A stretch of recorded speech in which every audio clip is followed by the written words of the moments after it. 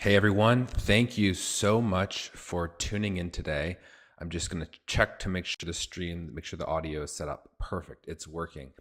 Great. Well, it's great for everyone to join today. And I will be going back and revisiting this conversation I had last week about Jordan Peterson and Sam Harris. So just for those who don't know, there was this early debate back when Jordan Peterson was ascending in his career and people were just starting to get to know him, where he went on Sam Harris's podcast. And Sam Harris is a world-renowned atheist and philosopher and neuroscientist.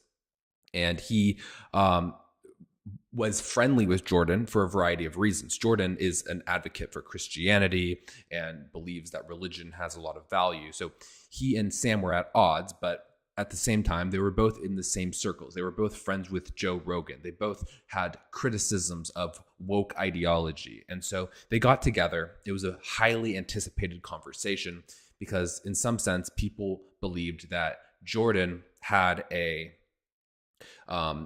very scientific view of religion. And he would always, relate religious concepts to ideas in science. And he had a very rigorous form of thinking, something that is akin to the quality of thought that you would find in scientific literature in a lot of ways. And people will dispute that, but this is what the perception was. And so people thought that, Sam being a scientist, and someone who is very skeptical of religion there might actually be a very interesting conversation to be had, and there might be some common ground that could be found between these two. Well, it turns out that this conversation everyone hated this. I think I'm the only person that I've ever heard of that actually liked this conversation. I thought it was good. I didn't think it was productive, but I thought it was very interesting. And if I think back, I don't remember exactly what it was that got me super interested in Jordan Peterson. I always liked the archetype stuff that he talked about. I just generally appreciate ancient wisdom. When people are reading history, they're reading, they're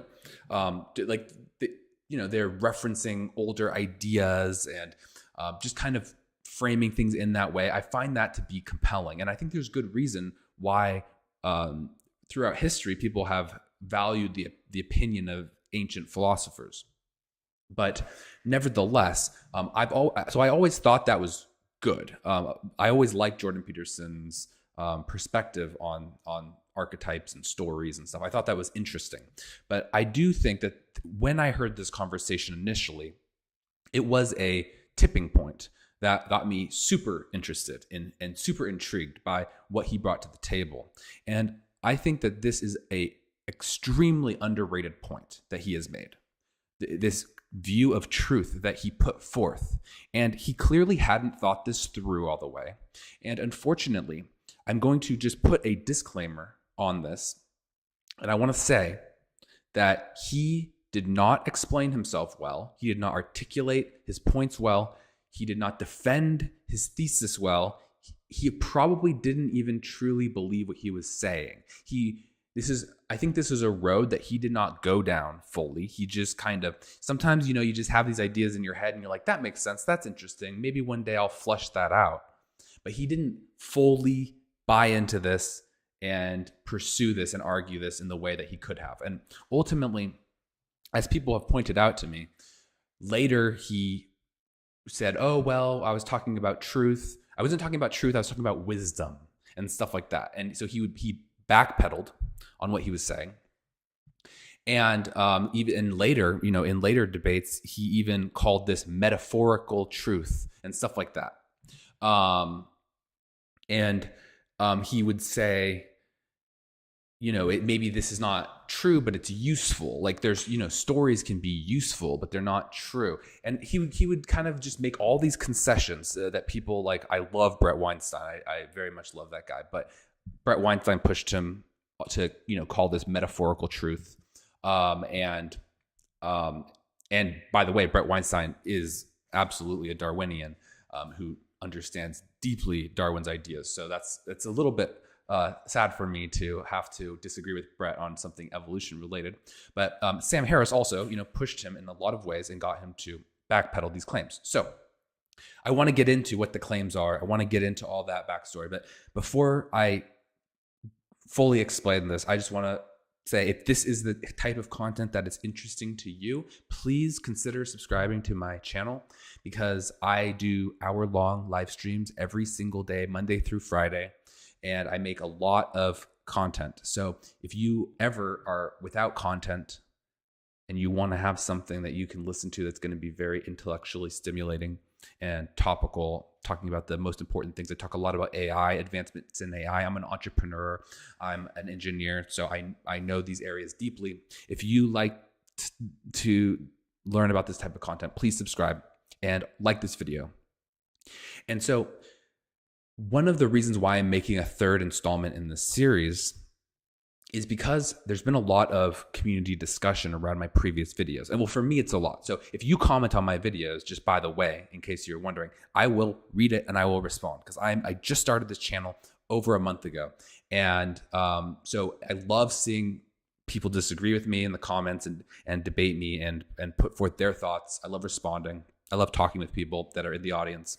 And several people have commented with basically either skepticism or disgust for this idea. So let me try to summarize it at a high level, and then I want to get into people's objections that they left in the comments of my previous videos. And you can go on my channel and you can find these previous videos. It was just last week I covered this subject.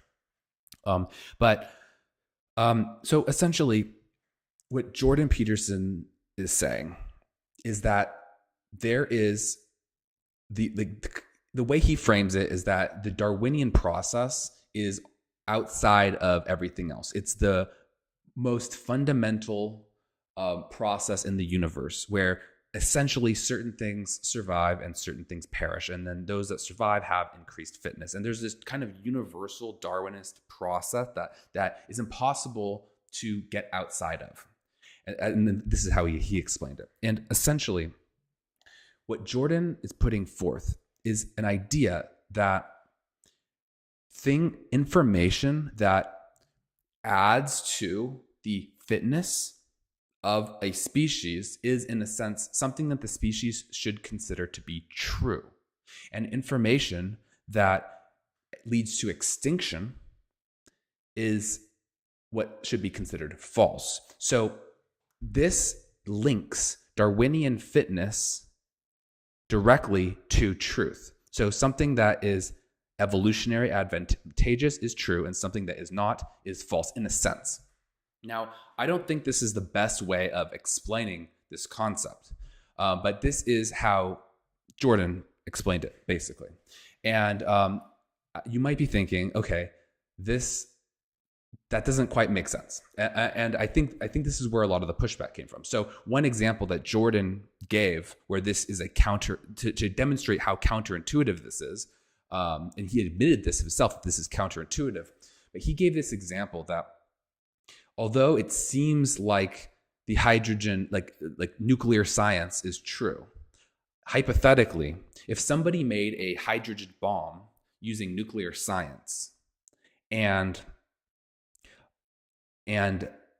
if they then set off that bomb and it set off a chain reaction, and maybe a lot of other bombs were launched in retaliation and everyone died, he would argue, and he knew this was a controversial point, so this is not like an oversight on his part, but he was kind of provocatively giving this example, that this would mean that the understanding of nuclear science was not true. And the way that he explained that is that he said that basically we have some sort of perhaps we have some sort of incomplete understanding of nuclear science, and perhaps we don't have the wisdom about when to use it or when not to use it. Now, I disagree with a lot of the specifics of this, but I'm just kind of trying to set the stage for the types of things that he had said. And so what I want to do is, instead of giving my argument for why this is true, which I've done in the past videos, I want to give the arguments for why it's not true. I want to show the real comments that people are making. These are well-informed, intelligent people. I want to show the real comments that have been left on my videos that have argued against this this perspective. And then I'm going to go and I'm going to systematically debunk these counter arguments. And in doing so, I think this is going to really paint a picture for you of why I think this is why I think his conception of truth is valid and powerful, and also it will correct the mistakes that I think he makes in how he articulates and perhaps how he even thinks about it. Maybe this is an extension of his belief. Maybe he wouldn't have exactly agreed with this at the time. But I do think if he were to see this video, I'd like to think that he would think at least he would think I'm onto something here in taking his idea and running with it. I credit him for coming up with this. Maybe he didn't exactly come up with it, but he was absolutely directionally correct. And I do think that we need to take Darwin very seriously and root our conception of truth in the Darwinian framework. I think this is a fantastic idea. So without further ado, let me go and read some comments and we'll talk about them. So just really quick, here is a list of my points that I'm going to be making later on in this video. Don't bother trying to read them now. I'm going to go through each one by one, and you'll see how I'm applying this to the problem. So, okay. So let's read. I'm trying to think which one I should read first. I think I planned on reading this one first, even though in hindsight maybe the other one's better. Let me just start with this one. So I'm going to make this a little bit bigger for you guys, so you, in case anybody is watching, you can also read what's on the screen. Okay. So this user, Nathan, Nathan has been asking me when I first made a video about this, and I wanted to, when I first made a video about this, I kind of told why I thought this was a good idea and why I liked what Jordan was saying. And he said, well, what you haven't addressed is Sam Harris's smallpox objection. And Sam Harris had a scenario that almost made Jordan's perspective look extremely foolish. He had a counterexample that Jordan could not really come up with a satisfactory answer to. And this involved smallpox. And so I tried to address this in my last stream. I tried to show how my theory, my conception of Jordan's theory, completely addresses the smallpox objection put forth by Sam. And we're going to go into what is this objection and what are all these ideas. We're going to go through them in a sec. I'm just setting this up for you. And so unfortunately, I slightly mischaracterized Sam Harris's smallpox argument because I was reacting to other parts of the video, and then at the end I was like, oh, I need to cover this. So I just quickly listened to a clip of it, and I didn't fully capture the nuance of what he was saying. Now I want to be clear that it does not change the answer. The fact that I slightly misrepresented what Sam was believing, my answer still stands. So if you want to go back to the previous video I've done on this topic and you want to go and find that, I stand by everything I said there. But it is true that I mischaracterized what Sam said. So now, luckily, this really awesome guy, Nathan, actually corrected the record on what Sam's perspective is. So this is going to, so let me read what he's saying, and then you're going to understand, by me reading it, you're going to understand what Sam's argument was against Jordan's. Okay, so now I don't know if this is a direct quote or if this is just a approximate quote of what I was saying, but basically Nathan's quoting, and basically I said something along the lines of, basically what you're saying is, okay, what if someone accurately synthesized smallpox and it kills everyone, but they did it accurately, that they were in possession of facts and truth concerning smallpox. If smallpox didn't make everyone go extinct, then that means that it increased fitness.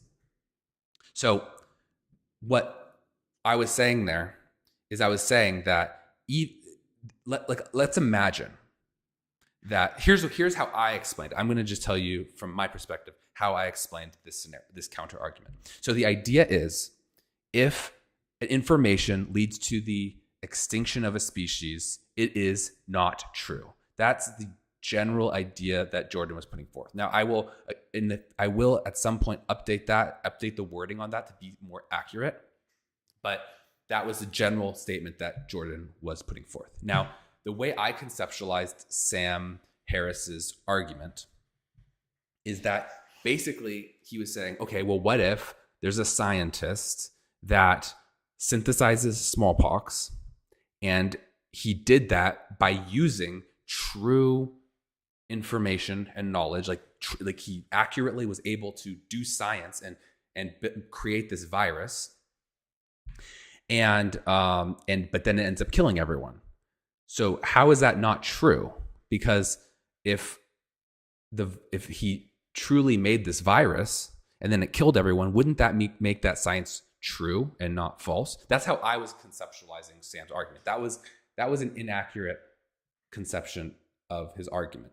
So what his actual argument was, and this is as explained by Nathan, is that in order to synthesize a virus and generate a vaccine to said virus, we must acquire truths about said virus. If we deem what is and isn't true via this lens of Darwinian utility, then A, a leak of the virus that renders the human species extinct transmorgifies our understanding of the virus into a pseudo understanding of the virus. Likewise, it renders our pseudo understanding of the virus as either not true or not true enough. However, if B, we employ the vaccine to prevent extinction, then via the lens of Darwinian utility, our understanding of V is true or true enough, despite the grasped facts resulting in both A and B remaining identical. So what he's saying is, let's say we know the same things about the virus. Like we have all the same scientific understanding. Imagine that we have all the same scientific understanding about the smallpox virus. And there's two possible scenarios. And let's say this was completely random and we had no influence over this result. We were researching it. We came up with a vaccine, and this ended up being something that could save us. Now, stochastically, randomly, an event occurred where the virus leaked out of the lab, hypothetically. And by the way, this was not intended to be anything that's politically loaded. Let's just pretend this is not a controversial idea dealing with viruses. This is something that he also said later. Like, he doesn't mean this to be controversial. So let's just put any sort of bias we may have aside when we thinking about viruses and vaccines and gain of function research and all of that. Like don't even bring that into the equation here. That's not relevant. This is just a thought experiment, okay? So what he's saying here is that we have the same knowledge in our heads, and that is either true or it is false, depending on what happens next. So how does that make sense? If there is objective truth out there and we know certain things, those are either true or not true or partially true.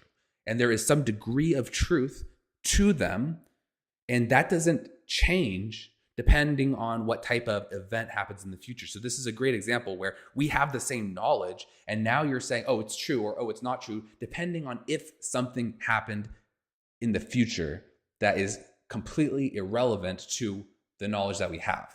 So without changing any knowledge in our head, now in both of these two scenarios, either it leaks, then it's false, or it helps us save humanity, and it's true. It does seem to like completely put a wrench in this argument. That's a good point. And now he also voices another, just a continuation on this thought, on this line of thinking. And this is based on comments that he had made previously. He said, "This is why I mentioned that Jordan later conceded Sam's correction, the distinction separating wisdom and truth, that Jordan's point hinges on wisdom rather than truth, though Sam would argue that further facts would in fact generate wisdom. Someone can do something deeply unwise, immoral, or unethical with a handful of truths.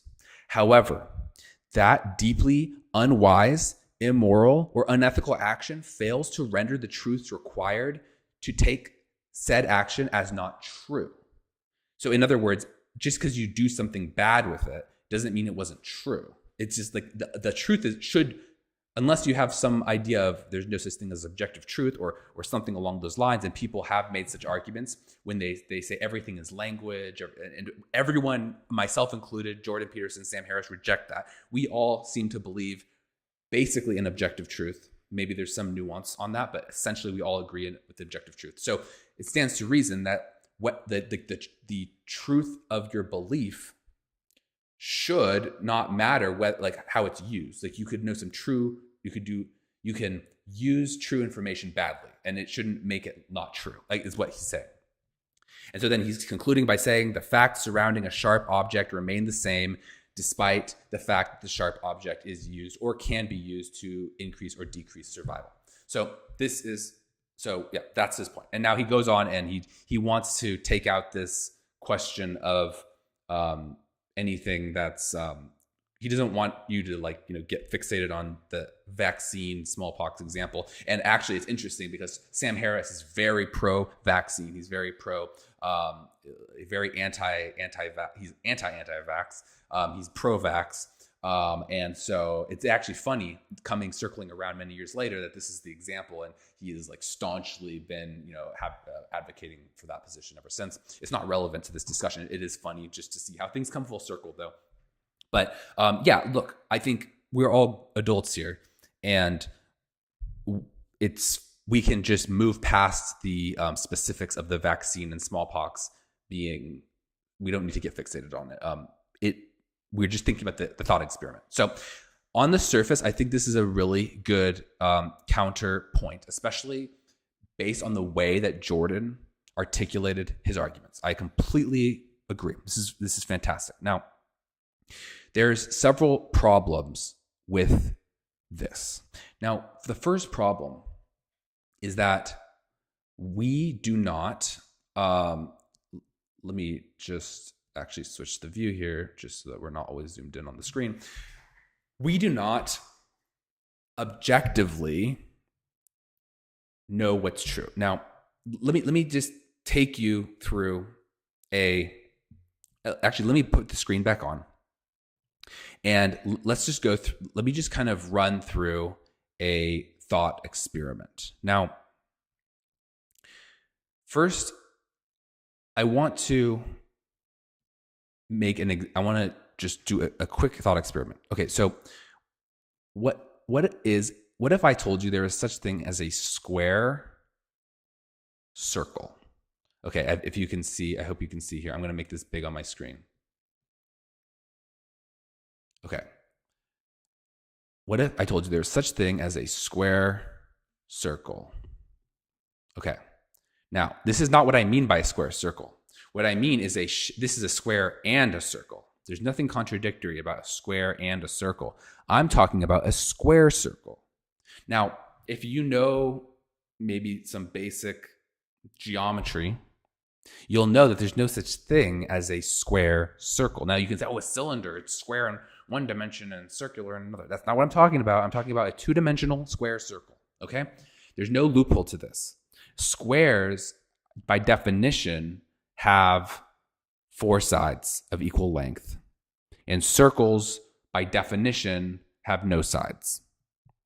So 4 and 0 are, and also there's, well, we can get into, maybe that's not the best definition of a circle, but let's just say that it is. 4 and 0 are not the same number. So if something has 4 sides, it doesn't have 0 sides also, right? That's not possible. It's impossible. Definitionally impossible. It's axiomatically impossible as far as geometry is concerned. Now, I can still say the sentence square circle. I can say, this is a square circle. I can say that, and you can hear it. And you may not even catch on that I said that, and you may not actually even perceive that that was a contradiction. And you say, I don't like that circle because it's a square circle. And you might not have had red flags going up in your brain when I said that. Maybe you did, maybe you didn't. It's very conceivable though that, you can understand this sentence.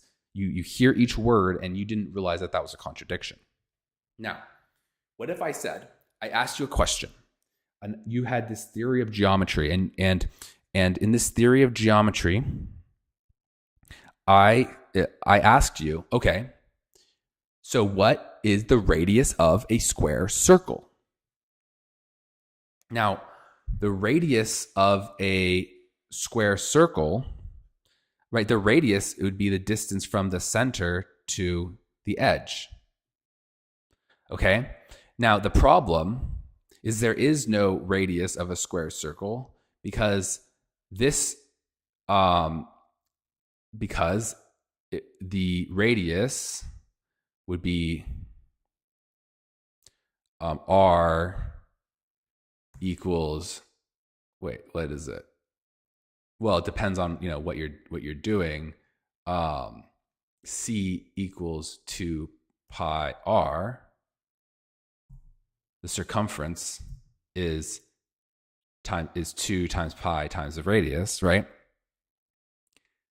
Now, the problem is that the definition of a radius is that from the center to any point, it could touch any point. Now, this would be presumably true. Now, it depends on how the center is the perimeter. And so the perimeter of a square would be, the perimeter, C equals P, which would be 4S, right? And then the distance between this point,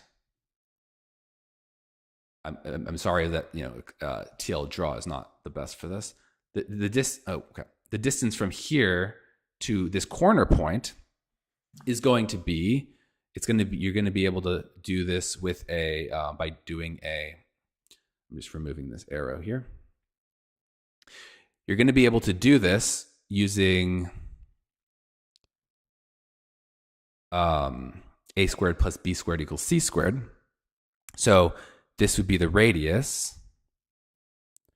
This would be the radius, which, by the way, also happens to be s divided by 1/2.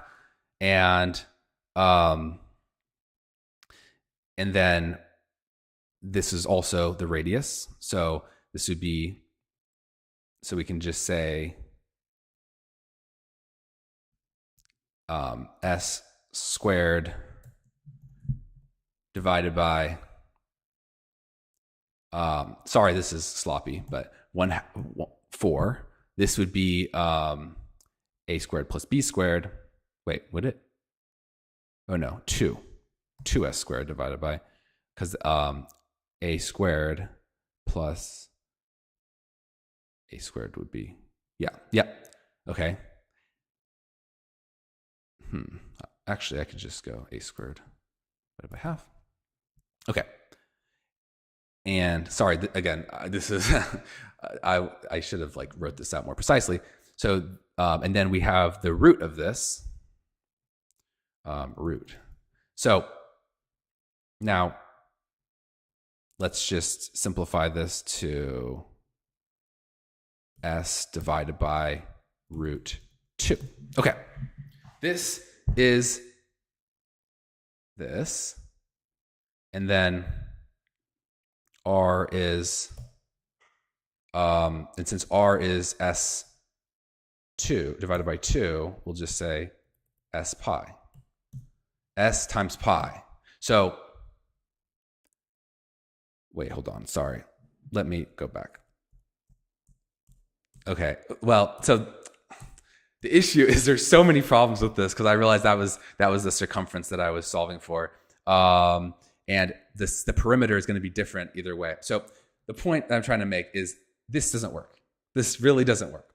You can try and do this. It's just not going to work because this distance is longer than this distance. I mean, here's the easy way of saying it. The radius here is going to be simply r,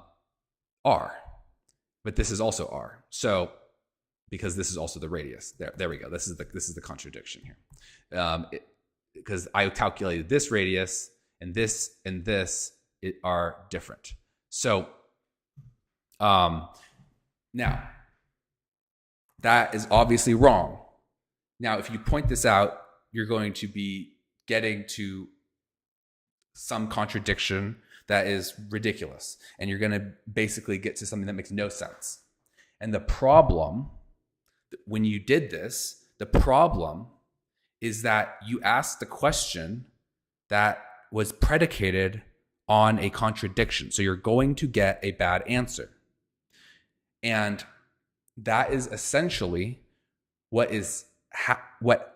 happens in these scenarios that we've been talking about, such as the smallpox vaccine scenario, where conditionally under one sub-scenario, the smallpox virus gets out of the lab and kills everybody. I'm not saying that that's the full explanation that that's not the full idea that Sam was putting forth. He was putting forth there's more steps there and more reasons to believe something, but already embedded in that example is a contradiction. And so I think the simpler case of proving this out is Jordan Peterson's example, where he said, okay, well, what if we built a hydrogen bomb and then the hydrogen bomb led to a nuclear Armageddon, and then the nuclear Armageddon led to the extinction of humanity? At that point, under his theory, he would say that truth is the truth of the nuclear science would actually be false. He would say that nuclear science was false under his theory. And then the more complex version and maybe more sophisticated version would be the smallpox argument, where it shows that with the same knowledge in someone's head as a scientist, under scenario A, it's true, and under scenario B, it's false, depending on what happens in the future. And this could just be, some unrelated event in the future. And that future event is not change the underlying knowledge that's in someone's brain. But then under those two theories, that same knowledge would be either objectively true or objectively false,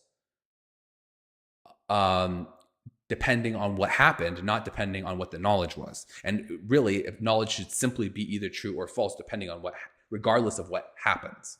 That is more Sam Harris's argument. But you have to first realize, embedded in that argument is this contradictory scenario. And I'll tell you what the contradiction is. But there is a contradictory scenario, which is the fact that the extinction scenario, assuming that has occurred, yet we're still talking about it. So you're imagining a world in which we are talking about us humans having an extinction event, and we're still talking about it. And so you might think, okay, why does that make a difference? Why is that a contradiction? And the reason, let me kind of try to give you an analogy from the tech world. So first of all, we have our perceptions of truth. So we have our perceptions of the world. And our perceptions are not based on reality. Our perceptions are based off of heuristics. So we have inputs that are presumably affected by what's going on in the real world. There's presumably some sort of objective reality, and there's light, and there's photons and electrons and all these things going on in the universe around us. And we have a model for how we think about the world and how we perceive what is going on. But this is not 100% accurate. This is a heuristic that has proven, in the context of the environment that we have evolved in, it has proven to be a fit and useful way of thinking and perceiving the world. So there are lots of examples to show that we do not perceive the world as it actually exists. We do not. It is like illusions. Just look up optical illusions, and you'll see that you are not seeing things as they are. You are seeing things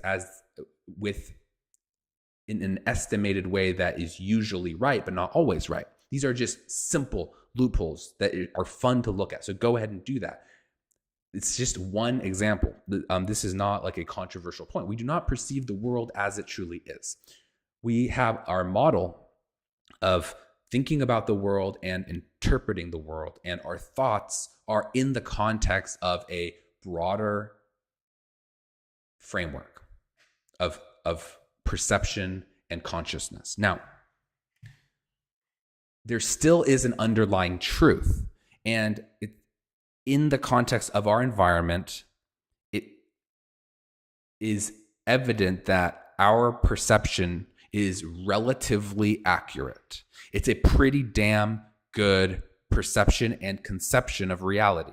Now, we cannot actually fully understand what's happening in the world, and there's reasons. One of them is computational irreducibility. We cannot simulate the universe. We don't have enough computational power to simulate everything in the universe. Therefore, we can't know what's in the universe in an exact way. We can only measure it. And this is a fundamental limitation. I'm not saying this is actually what's happening, like based on empirical data. This is actually a fundamental limitation. So there's no way that you can overcome computational irreducibility. So there are simply, not only do we know that our understanding of the universe is limited empirically, but we also have very good scientific and computational and mathematical reasons why we could never, it's not that we don't, but we don't and could never truly perceive objective reality as it truly is. We're always going to have an estimated view of reality, and that's okay.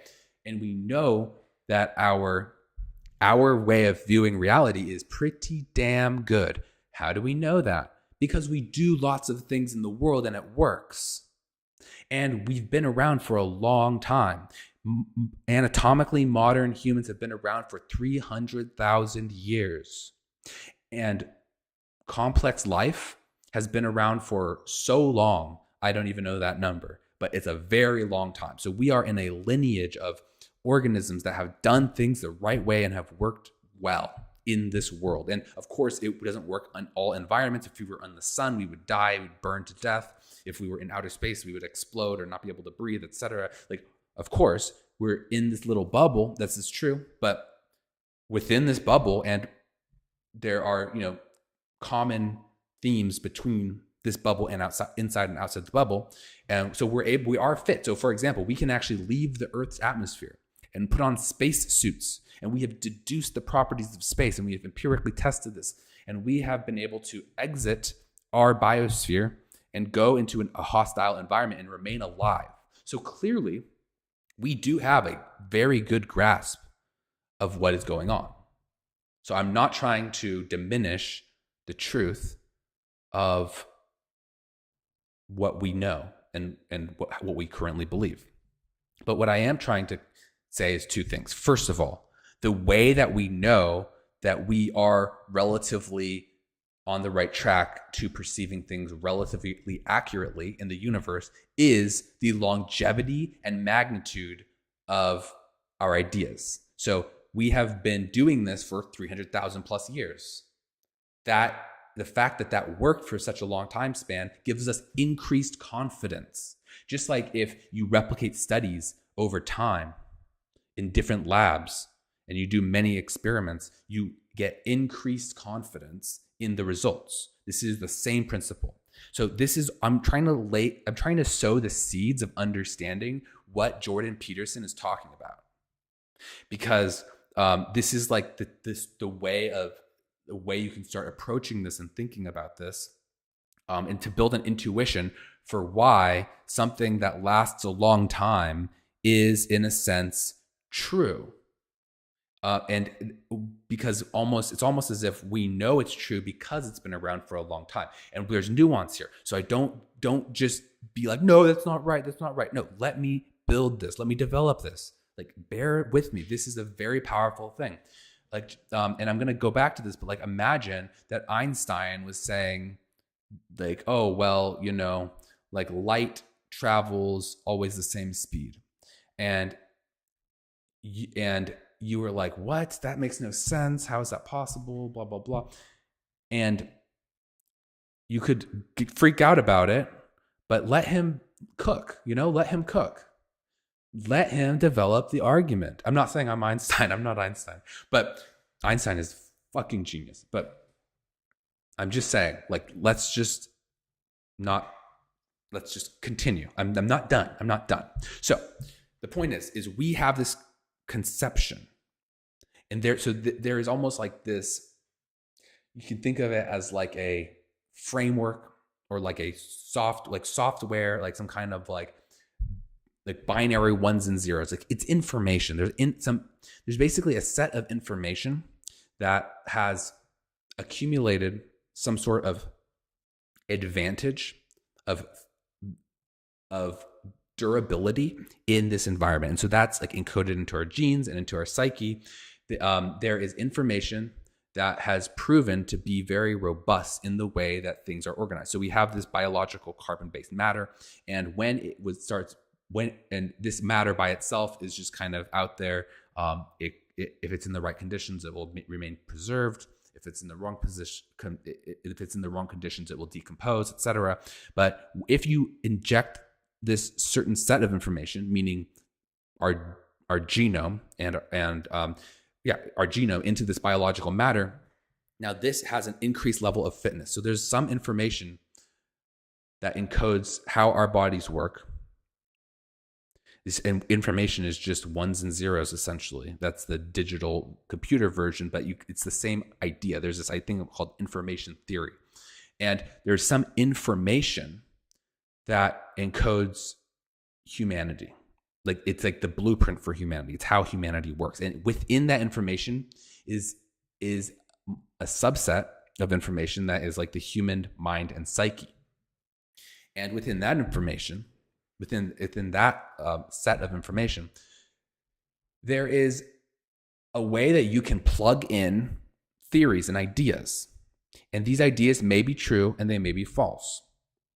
And there's a way that, like, I'm talking physically, your brain reads this, it gets information based off of electrical signals and physical structures in your brain, and those are encoded in a specific way. If you change the structure and you change the chemicals and the electrical signals in your brain, if you change those, you would change the behavior of the brain. You would change the thoughts of the brain.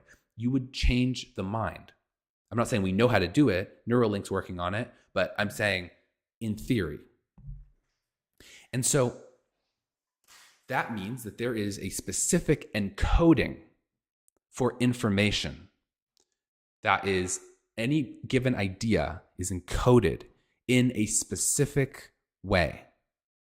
And that encoding is specifically created to work in the human mind and work in the human context. So I want to give you a thought experiment. Now you go onto a website. I've done this before. I've run into this problem where like maybe a government website or something, and you have to upload a document. And they say the only file format that we accept is JPEG and PDF. And then you have an iPhone. So you take a picture of your driver's license or something, because you need to upload that maybe to verify your identity. And then you put it, and then the file format is not JPEG when you transfer it. You airdrop it to your MacBook. It's like, I don't even know, I can't remember. Is it WebP? I don't think it would be WebP. There's a variety, it's HEIC. That's what it is, HEIC. That's the file format. So you try to upload, here's my driver's license. You upload HEIC, and they're like, we don't accept HEIC. We only accept JPEG or PDF. And so then you have to convert the file, which, by the way, in case you've run into this, I'll let you know. You right-click and go convert image, and you can do it that way. But you have to convert it. Why? This is a simple example. But the reason is because HEIC and JPEG are not interchangeable. They are encoded differently. So if you were to, and I don't know specifics about these particular image formats, but the idea is sound, that if you have software that processes information in a way where it's supposed to be, it's making assumptions about what the meaning of that information is, it it matters how it's structured. It matters how it's encoded. So a JPEG image is still an image. It still ends up as pixels on the screen, just like a PNG file, right? All these things, these are the same thing, but they are encoded differently. And so they're not interchangeable. You can't just say, what do you mean? It's all the same. It's just pixels. It's all pixels. You can't say that. It doesn't work because that's how it's encoded. So now that means that information, if you just are thinking about objectively, what is this information? Like you're taking the subjective out of it. You're just saying what information is being had there. And like you have to take a step back, like be an alien right now, okay? Be an alien. And you have to realize, like, you don't anthropomorphize this at all. Don't get in the head. Don't try and like think about intuition here. Just take a step back and realize whatever is going on, is it smallpox? Is it nuclear bombs? Is it a scientist? Look, whatever's happening, we don't even know what's happening. We don't know what's happening. We don't know. Now, if we know what's happening, we can provide other explanations, but let's just take a step back here. If you're an alien, a completely foreign alien, not like a similar alien that's like just humans but green or something, right? Like a foreign alien, and you're just looking objectively at this situation, the understanding of the nuclear science will be some set of ones and zeros in essence. That's in essence what all information is. Now, these ones and zeros, anything could mean anything depending on what the framework for interpreting it is. So you can't just statically analyze that and say that is true or that is false. Its truth is in the context of how it's being interpreted. And so what you start to see is that that theory itself is not an objective thing. It's useful within a framework. It's true within a framework. So if a human is thinking about nuclear science or vaccines or virology or something, that information plugs in and makes sense. But there is no objective status to that particular information. It's in, as Kamala Harris says, everything is in the context. Now, why do I say this? Well, there's a tricky contradiction that is introduced. It's very subtle. But the truth is, in the case of Darwinianism, there is this thing that's what doesn't kill you makes you stronger. And this is true. So let's say that humans were vulnerable to a plague. A plague could come about and humans were vulnerable. Now, the plague comes every 100 years, and it's been 100 years and it comes. And then 98% of humans die. This is horrible. This is very horrible. Don't get me wrong. It's horrible. But in a sense, it makes the humans stronger because now there was a portion of the population that had a natural immunity or a resilience to this attack vector that was due to come. And now those that were weak have perished, and those that were strong survived. And so now humans are inoculated to this threat coming in the future. So in the case that we had smallpox, and smallpox leaked from the lab, and maybe it saved humanity, that would be cool. Maybe there was that scenario happen. Maybe smallpox saved humanity, and that happened. And they used that knowledge and it was true because it worked. Totally possible. The other scenario is it could have leaked from the lab. Maybe it didn't kill everybody. It didn't kill them. It actually made them stronger. And because it inoculated the population against a possible tail event. Both of those cases, it would be true. Now, what if everyone died? What if everyone died? Well, then it would, in a sense, be false. But there's nuance to that. So how are we discussing this scenario? We are discussing this scenario as a hypothetical. We are not survivors of this smallpox event. Okay? We are not, this didn't happen.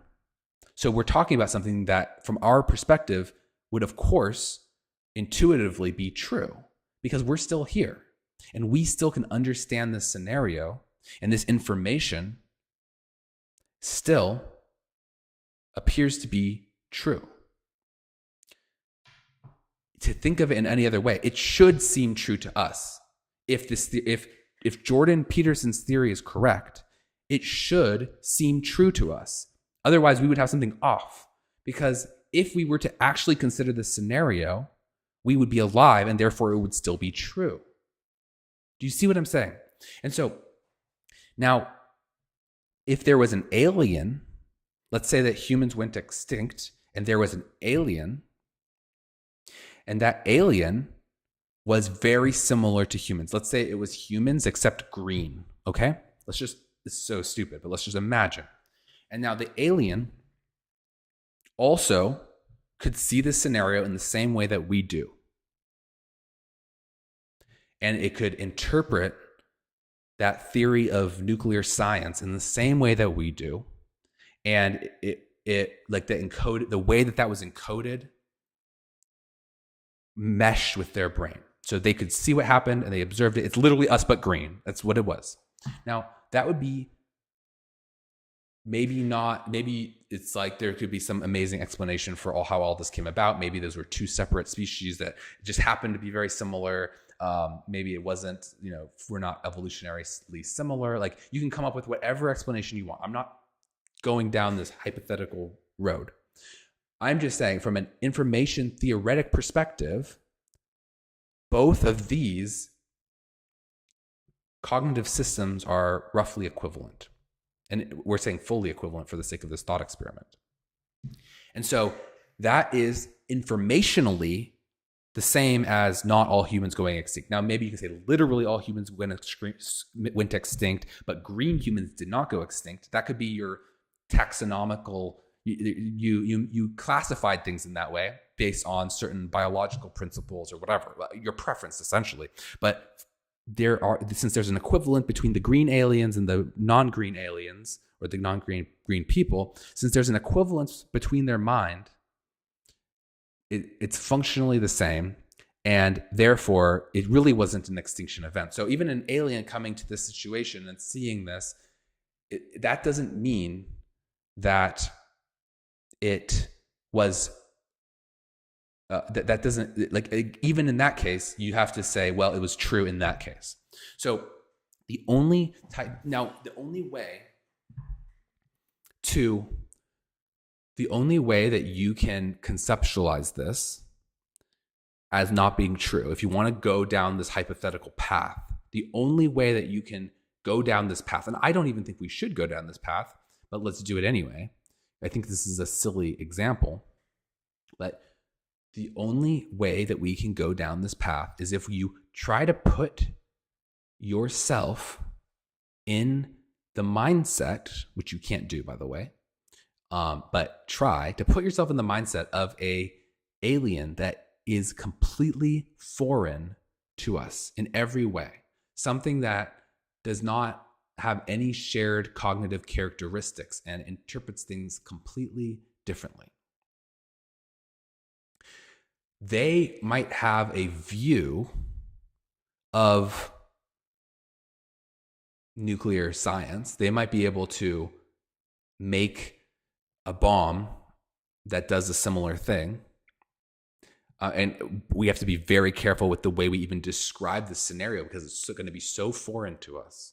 So you have to just put your bullshit detection meter on high alert throughout this portion of the conversation, because everything we say is almost an anthropomorphization and it's a fallacy.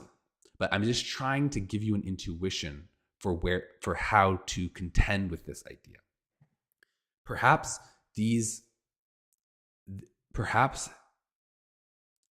foreign aliens can do similar things with hydrogen weapons or hydrogen, whatever, nuclear science, perhaps. But the way that they conceptualize that theory is going to be fundamentally different because it will be encoded for a completely different system. And it could be true from their perspective, just like we have things that are true from our perspective. And again, you might think, well, what is that true? Is that really the right way of thinking about it? Blah, blah, blah. It's like, remember, this is not supposed to be intuitive. We're trying to enter an inconceivable situation. We're like entering in the mind of a contradiction here, something that we cannot understand possibly, because we have this theory of mind that we use to get inside the mind of others, right? And it only works for humans. It doesn't work for something that's hyper foreign. So we have to tread cautiously. So I don't want to see anybody in the comments saying, oh, well, no, that doesn't make sense. Like because of this, that, and this other reason, the alien would think this, or it would be this case. It's like, try to hear what I'm getting at here. Like try to see what I'm getting at. It would be a different theory of nuclear science fundamentally, because it's in a different context. And in that context, it could be true. They could have a true theory of nuclear science. And it's so hard to even imagine this. And you keep thinking, but it wasn't true. They did it and it killed everyone. You keep thinking that. I get that you think that. That's because that's intuitive, because you are alive and you're thinking of it as if you were from the standpoint of being alive. We're not equipped to handle this scenario, because if we were, then it would not have actually been the scenario that we're talking about. So we have no mental framework to even reason about this scenario of post-extinction truth. And so we actually don't really need a theory of truth that considers this scenario, because this is never a scenario that we encounter. So if this is an edge case, and this edge case is it's not something we have to contend with, actually. Like, our theory doesn't need to hold up in this scenario. You can poke holes in all kinds of theories in this way. Now, let me think. Now, let's say that we were an alien, that we are the alien. Now, let's try to put ourselves in the alien's shoes. And there is some system that plays out in some other planet. Like, we go somewhere far, far away in a long ago, and it's a galaxy far, far away, whatever, right? We're somewhere else. It's so fundamentally different. It's so fundamentally different. And we're not encountering like humanoids or anything, okay? We are just observing things in the cosmos. It's super foreign to us. We have no shared similar characteristics with these systems. We know these systems are complex, dynamic. We know complexity theory. We know about complex systems in science. We know about chaos and all this stuff, okay? And we're studying some phenomenon in the cosmos. That's what it would be like for the aliens observing us. They wouldn't be relating to us, being like, oh, that was true. They died and it was true. That's not how they would think of it. If it's truly foreign intelligence, right, this would just be like some sort of natural phenomenon to them that they'd be observing. And so even to conceptualize this idea from their perspective as something being true, that's almost weird. Like, do you think the sun is true? Like the sun in the sky, is that true? I mean, there's statements about predicting that the sun will rise. That's true. And this and that. So there's all these things that are true in a sense, but is the sun true? I don't know. I mean, it is. The sun is. Like, that's not really how we use the term true. But but there is like an analogy between the sun being true and other things being true. And functionally, these are actually similar if you're not anthropomorphizing them and putting basic layering metaphors on top of them. So the sun exists, and you can observe that this configuration exists of molecules in the universe and that it is relatively stable. You can see it kind of decay, and you can maybe predict certain things about it on a macro level. But you do see a certain degree of longevity to this formation, this arrangement of molecules. And there is like an information theoretic framework for parsing this. Like these are all molecules that are clustered. So this is like a low entropy system. And these molecules are all in one relatively dense location instead of evenly distributed throughout the cosmos, which is what we would expect. So there is this relatively robust system that exists in the cosmos. Now, that just is what it is. Now, we can look at another system, and we can see that certain arrangements and patterns and structures are also robust and hold up over time. So let's say that we commonly observed, this is an alien, okay? So they're not interpreting this in any sort of way. They're just seeing it. This doesn't evoke emotion for them. They're not anthropomorphizing this. They're just observing this. Maybe they observed the existence of certain neural structures, of carbon-based things that what we would call brain cells. And these carbon-based structures show up, and it happens to be in our brain, like we would call these brain cells, and they may observe that there are similarities in these structures that occur billions of times across this planet, and maybe on Mars when Elon Musk helps us get to Mars. And this is all over the place. And it keeps staying around. This particular pattern of information encoded in these structures remains. It remains over time. Now, that would be really cool. They would not be saying, oh, that's true. They wouldn't be saying that. That would be weird. But there is some sense in which it has longevity, like the sun. And so, like, what toolkit would you use if you were just observing some structure that existed for some amount of time? Like, what kind of predictions could you make of that? Well, one thing you can do is you can apply this thing called Lindy's law, or the Lindy effect. And basically, it states that for a complex system, for something where you don't have an existing model of its longevity, on average, you can predict the longevity of such a system by seeing how long it existed in the past. So, for example, there's a best-selling book that came out this year. I don't know, just pick one. And then there's Shakespeare. Which one do you think is going to be read longer into the future? I say whatever best-selling book that came out this year maybe will be read for some time, but Shakespeare will be read much longer, has much more historical significance. And so that's what Lindy's law predicts, and it's very reliable. And there's a good reason why it works, and it has to do with essentially tail events and Darwinism. And over time, some structure of we don't need to get specific about what the material side of this is, but any given thing, be it an idea or an institution or any sort of thing, is going to be subjected to changing conditions and tail events. And throughout that, there's going to be black swans and things that happen that basically disrupt the coherence of such a structure. And the more time that has passed, the more that entropy has built in the surrounding environment and internally,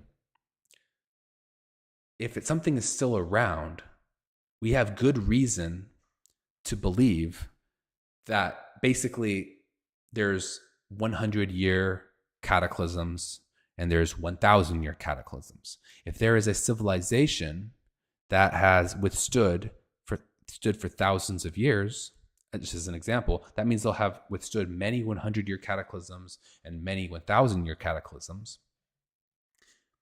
Seems like a pretty robust civilization. Do you see what I'm saying? Now, if there is a new startup city in the jungle, if there's a war, what happens? We don't really know.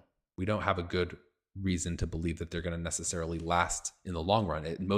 Most cities don't. Most new civilizations don't, right? So there is a principle that basically says that you can predict something's longevity depending on how long it has existed already. And of course, everything starts at one point and then goes on until one point. So it's not always accurate, but on average it is. So, and when you don't have a model to predict the macro level behavior of something, because this is something you're coming to that's foreign, that you don't understand, this is the toolkit that you apply. If you are serious about complex systems, this is the type of way you will think about this. If you're not serious about complex systems and you're very naive about how the world works and the predictability of the world, and you are going to get screwed at some point. You're just going to be, you'll end up getting fooled by randomness, as Nassim Taleb says, and you'll end up picking up pennies in front of a steamroller, and you're going to get screwed if you're not serious about this topic. So all that is to say is, if we, or let's say the aliens, saw these neuronal structures coming up time and time again, and for hundreds of thousands of years, they would say, wow, that's very robust. That has some longevity to it. Cool. And if they saw something that was just there and then it never was there again, it just went away very quickly, they would say, that seems like it's not robust. That seems like it has no longevity. It doesn't have any Darwinian fitness. It's not true, or whatever. We don't say it's true. They don't talk about it that way. They're just saying this particular structure that's encoded into these molecules does not show up. It only showed up for 1 second. Okay? So that's what they would observe. Now, if you were to then take those structures that they observed that are objectively there, or at least there under their conception of reality, if you were to take those structures and you were to list them out, and you would say, okay, what ideas fall into what, like the long ones here and the short ones are here. Like, what would be the long ones? The long ones would be our understanding of kinematics, like projectiles, like throwing things. Like, how do we model basic physics, right? And there would be just the theory of mind. So like how we can think about other humans, and we have like these really robust intuitions around how humans are and how their mind works. So they would be able to see stuff like that. There's all kinds of things, these old ideas that have stood the test of time that are very true. And these would be the things that they would say have longevity. And they're not putting a value statement on this. They're just looking at this as the occurrence of structures throughout time and the prominence of these structures. And then, what else would they say? Well, they would also say that there's a bunch of short things. So there was like very bad ideas, like a completely incorrect hypothesis, or like the idea that the earth revolves, or the sun revolves around the earth, right? This would be something they've seen for some time, but then they would see that it went away. And so that had a much shorter lifespan than other things. And you might say, well, maybe there's some new ideas that we have that are, like people thought that the sun revolved around the earth for longer than the earth revolved around the sun.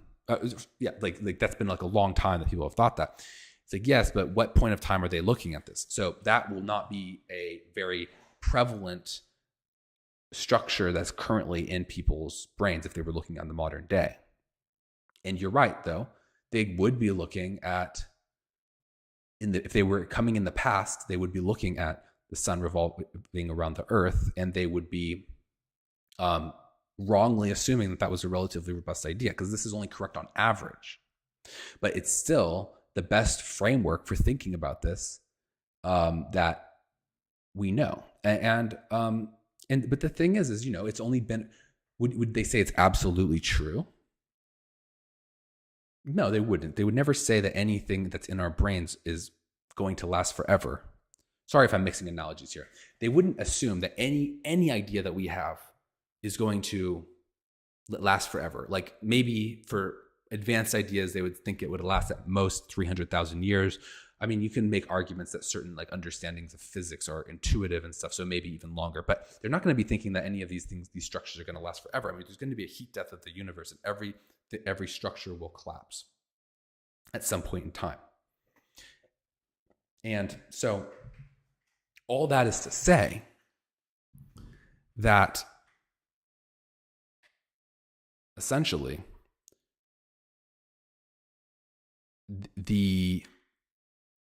my point is that you would look at things based on the longevity of the structures that encode this idea. And you can think of, and there's depending on how sophisticated the aliens are, they could, for example, observe that we have this idea of quantum physics. There's certain things in there that are very well substantiated, and we've had these ideas that for not too long, but some of them we have high confidence in for a variety of reasons, and some of those reasons are that those ideas have also been encoded in other materials, non-carbon based materials like silicon and stuff, and they've been applied. And so these same ideas, if they were sophisticated enough, they could see that these results have been replicated many times in a short time span, and that would increase the confidence in the understanding in like basically the prevalence of this. So they'll be looking at two things essentially. They'll be looking at the prevalence of the idea. So they'll see that some ideas are very widespread. So like our understanding of physics, like you throw something up and it falls down, like gravity on Earth, like these basic ideas are almost universal. And then they'll see that there's ideas that are very not commonly held, like the Earth is flat. I mean, it used to be commonly held, now it's not. That's going to be down-weighted in how they look at the robustness of this idea. They're going to see it's going to be way more vulnerable of an idea to extinction. And the Earth is round is going to be a very commonly held one. And so they're going to see the prevalence. They're going to see the prevalence, and they're going to see the longevity. They can look historically. They can't look into the future. You can't see the future. Aliens can't see the future either. There's entropy is a fundamental law of physics that prevents them from seeing the future. But they can't see the past. I mean, you can't, but you can infer things about the past, and let's say that they did an observation over time and they collected data, and so they can look historically. We're positing all this ridiculous stuff for this ridiculous scenario, but let's say that they recorded things. They could see that some ideas lasted for a very long time, and some ideas are very widespread. And the combination of being widespread and lasting for a long time would be something that's more robust. And if you mapped out ideas based off of which ones are widespread and also have longevity, you would see that the ones that we have the most confidence in would correlate extremely strongly with the ones that are the oldest and most prevalent. And the new ideas, the one that I just came up with the other day about how AI works or something, right? This idea is probably wrong. I just came up with it. I'm the only person. It's very new. This is going to be on the other end, and this idea will go away and into the ether and never to be thought of again. So there is a high correlation between information's longevity and how that's encoded into the physical world objectively, and whether we consider it to be true. And if you like go in this edge case scenario, which is supposed to try to throw off, this argument, the problem is it's very hard to divorce yourself from thinking about this as if it actually happened. And intuitively, you reject it. You intuitively say, yeah, it makes no sense. It was true. And that's why we all died, because we had a true understanding and we used it wrong.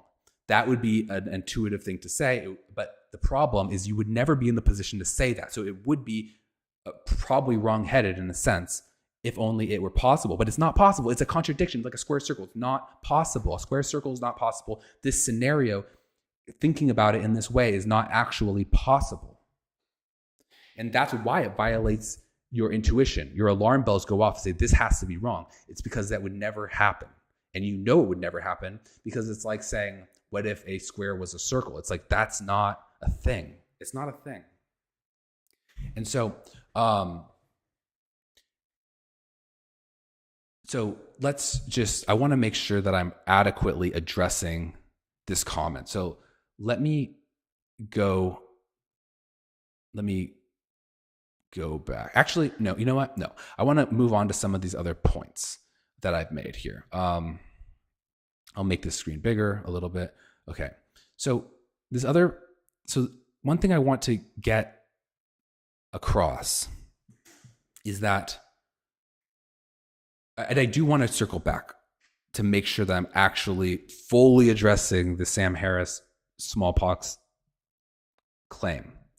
But I also want to get across this idea that, okay, first of all, everyone understand, like the fact that people are like thinking that it needs to be explained what Sam Harris's viewpoint is. And I think the next commenter kind of was more like explaining it to me, whereas this other guy was kind of just trying to like raise objections and see what my response was.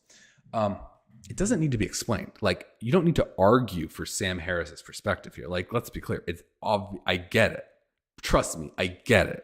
He's saying, oh, it's objectively true whether or not anything happens. Like, it's just like what you would normally think, what you would normally expect. Like, that makes sense. It's like the grade school version of the theory of truth. It's an intuition that is inbuilt in everybody. And I'm not saying that as like a way to diminish it. It's just very obvious. Like, Sam Harris's perspective is like, true just means true, and you don't need to make it more complicated. And the thing is that Jordan Peterson, and I want to move this so you can see, Jordan Peterson's theory completely encapsulates and explains Sam Harris's. So if you think about things from Jordan's framework, you arrive at all the same conclusions that Sam has. And what I would argue, though, is that you actually get more. You not only recover Sam's theory, or everyone's theory, the common sense theory of truth, but you also get more. You have a better sense of what is true that answers questions that Sam's theory cannot answer. That's why this is interesting. It's not making it complicated for no reason, for fun. There's no point at which you will see Jordan's theory get contradicted or disproven by something that Sam would believe. All of that stuff is true. But we can also assess the truth of things that are not something that Sam can assess. So it's just more predictive and more powerful. And there's really good reason to think this, by the way. It's really well substantiated. But I think actually, before I go on explaining this, I want to read the other comment. And then I want to, at the very end, I'll make sure that we tied the knot on Sam's idea of the smallpox. But let's listen to this other thing. Okay. Can you see this? Yes, you can. Okay. So this guy says, So you're saying that what makes something true is not whether it's true. Okay, I'm not saying that, but whether or not it is expedient, wise, conducive to survival, too time-tested to ignore, etc. Why do you and Peterson feel so compelled to wrap up these concepts into the concept of truth? We already have words for those concepts. Okay, just going off of this first thing. So of course I'm not saying, nobody's saying that what makes something true is not whether or not it's true. No, if it's true, it's true. That would be stupid to not say that. So I'm not saying that, but I get what he's getting at. He's trying to make this perspective seem ridiculous, which I can understand why. I can understand why he would do that. It's like, it's a rhetorical tactic, perhaps. And so what he's saying, though, and by the way, I appreciate this comment. I really do. This is I don't think people should just jump on every new theory and everything that Jordan Peterson says. So it's good to have skepticism. But this is really the crux of it. He says, why do you and Peterson feel so compelled to wrap up these concepts into the concept of truth? And the reason, as I had just said, and I didn't say this prior, so it makes sense you'd be asking this, but I had just said this on the stream. The reason is because it recovers Sam Harris's conception of truth, and it gives us more capabilities outside of what Sam can deliver. So it has a more powerful expository capability. And this is like what I like to analogize this to is Einstein recovered Newton. Newton had these laws of motion. Einstein recovered Newton and then explained more. So he said, look, we're normally moving at these speeds, and at these speeds, this is how it works. But if you go closer to the speed of light, we don't ever do that, but if we were to, we predict new things. And this is not contradicting Newton, because Newton was talking about in the context of normal life. He's saying that if you do these things that we never did, it would do something different. And perhaps that's even more of a direct contradiction, because Newton would just assume you'd extrapolate that. But what I would say is that, and there may be some contradiction on the margins in some sense between Sam and Jordan, but basically, I really don't think that's true. Only if Sam is making a fallacy would there even be a contradiction. Jordan's theory explains everything that Sam thinks, plus more. And so it turns out that Einstein was right about so much. And the funny joke is that one of the things is he said that he made a mistake and that he was wrong, and he had his biggest mistake, and then the biggest mistake ended up being the thing that he was super right about. So the thing that was wrong about is the fact that he thought he was wrong. Almost like Jordan, actually. Jordan thought he was wrong on this too, basically. So I don't think he was. I think he was right. I think this is a fantastic way of thinking about it. But the reason why we bring this into the equation is because Jordan... the reason we bring this into the equation is because it explains more than what Sam's theory explains. And I'll get into that, but that's why. And expedient, wise, conducive to survival, too time tested to ignore. That's not really what I'm saying. It's just simply not. So maybe we can go into that, but I think it's clear. Let me know if this is not clear. That I'm not equating, Jordan did claim this stuff, but I am not claiming that wisdom is related to this concept. I mean, it's related, everything's related, but it's not directly related to this concept. An idea is, I'm gonna actually lay this out more straightforwardly after I go through this comment. So let's keep going. And there is more to be said. So if it's not all fitting together for you, that's okay. We're building this slowly. We're just developing this idea a little bit further. So let's keep going. Okay. Instead of saying it's not, I'm reading this comment again. So reading this comment, this guy's disagreeing with me. He said, instead of saying it's not true that X is Y, when it's clearly true, and you're just going to confuse people and bury the underlying fact of the matter, you can just say, yeah, it's true that X is Y, but it's also true that Z is W. And we should keep in mind and act accordingly. You don't have to pervert the meaning of truth. You can just keep talking and argue why people should behave in certain ways, in a certain way, by recourse to other truths. Let me just continue reading and then I'll address that paragraph. I just find it silly and bizarre. We have other words for everything Peterson is tempted to wrap into truth. And no matter what the stakes, those other words will always be available. We can say building AI could wipe out human civilization, so let's not do it. We don't have to say that the underlying principles by which AI function are false just because AI is dangerous. It's insane and an abuse of language. Let me just address these two paragraphs. So that would be true. I completely agree with that. You don't say that AI is false just because it's dangerous. Nobody ever said that. You're saying if you went extinct, then at that point, you would say that that was false. But that is that is an edge case. So we're focusing too much on this edge case. We're not saying that something dangerous is false. Nobody said that.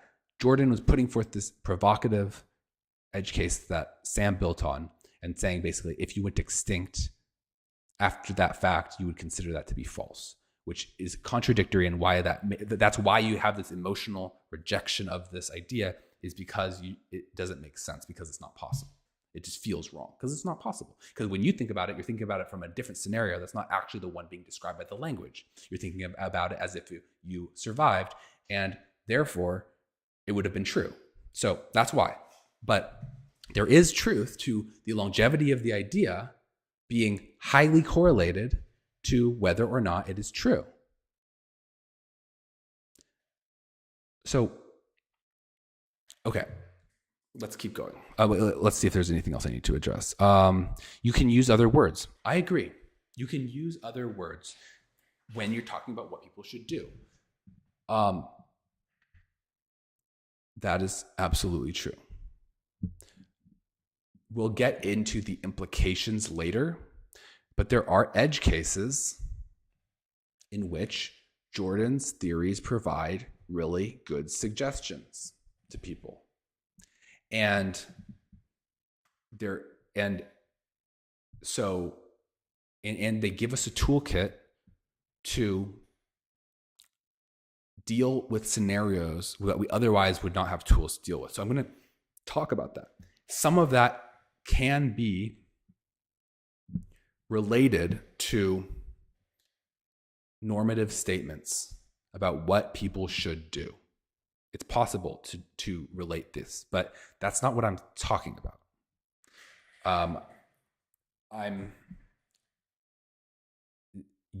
I still think if you're talking to somebody, let's say you were talking about viruses. This is how I would suggest having the conversation. Okay, let's imagine that there was a new gain of function research that was just invented 1 year ago. There's a new theory, and it could be very dangerous, but also very powerful. You would say something along the lines of this. This theory may or may not be true because we just learned about it 1 year ago. So we don't have very high confidence that it is true. And let's say it was replicated 3 times. I'm making this up. And it was replicated 3 times, which is good. And it's not 100% established. If you wanted to talk about the evidence of how true something is, that's what you would say. That makes sense. If it was like 50 years old and it's been replicated 10,000 times, you would say, we have pretty good reason to think this is true. It has lots of replications and it's older. And you could say that. I mean, you probably wouldn't even say this in a conversation, but you could if that's the topic you wanted to discuss. Then you would say, but I really don't think that we should be doing this because of wisdom, etc. It's not expedient, blah, blah, blah. It's not good for survival. And you can give the reasons why you shouldn't do it. You would put those as two separate things, but it would still be true that a new idea that has relatively few, it's relatively non-prominent, and it is relatively new, is more likely to be false. It's just true. And it's true that the ideas that are true will be around for longer, and they're going to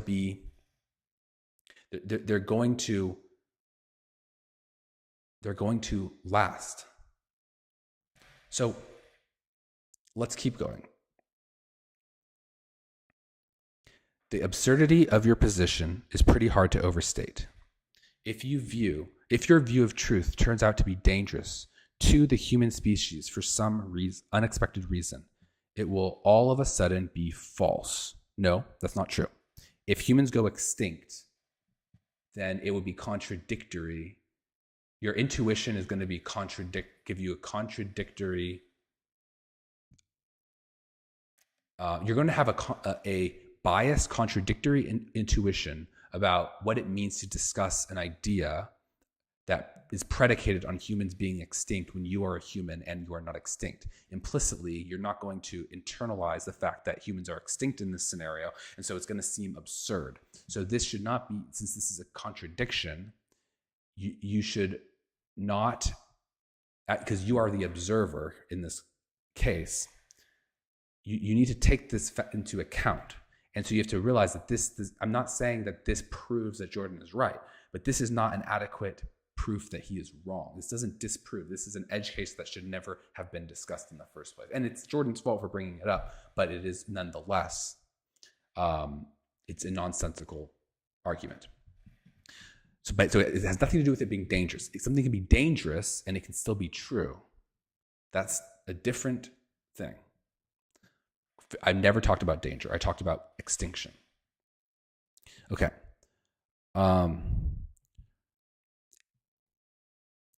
So if your view of truth turns out to be dangerous to the human species for some unexpected reason, it will all of a sudden be false and Harris will be right.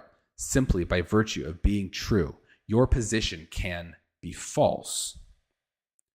Well, all I'll say is that if you were to take the interpretation out of it, if the idea does not stand the test of time, we can say that it is, in a sense, false. And if it does, we can have increasing confidence that it is true. We can never say that it is true for sure because we don't know what objectively is true. There is something that is objectively true. And I'm going to get into this, but you have to realize that we are the observers and we are approximating what is true. We have an understanding of what is true, but that is not objective truth itself. We are just trying to gauge what is true. And so when we're gauging what is true, ideas that have been replicated and stood the test of time, both across time and replicated horizontally in many instantiations, these ideas are going to be ones that are more true and ones that go away and ones that are very few in number. Those are going to be considered false. And it's not saying what is absolutely the case in some abstract sense. It's saying how do we think of it? How do we observe it as being true or false? How do we by what process, what meta process governs how we determine what is true and what is false? That's what we're talking about. Of course, the objective truth is what it is, and none of that is in any way what we think. We don't think about objective truth at all. We have no connection to objective truth. We're just approximating it. We're not literally simulating the universe in our mind and getting at the true root of what things are. We have models, and the models that have Darwinian fitness are the ones that are in a sense true. And I'm going to continue building this case. I have more points on my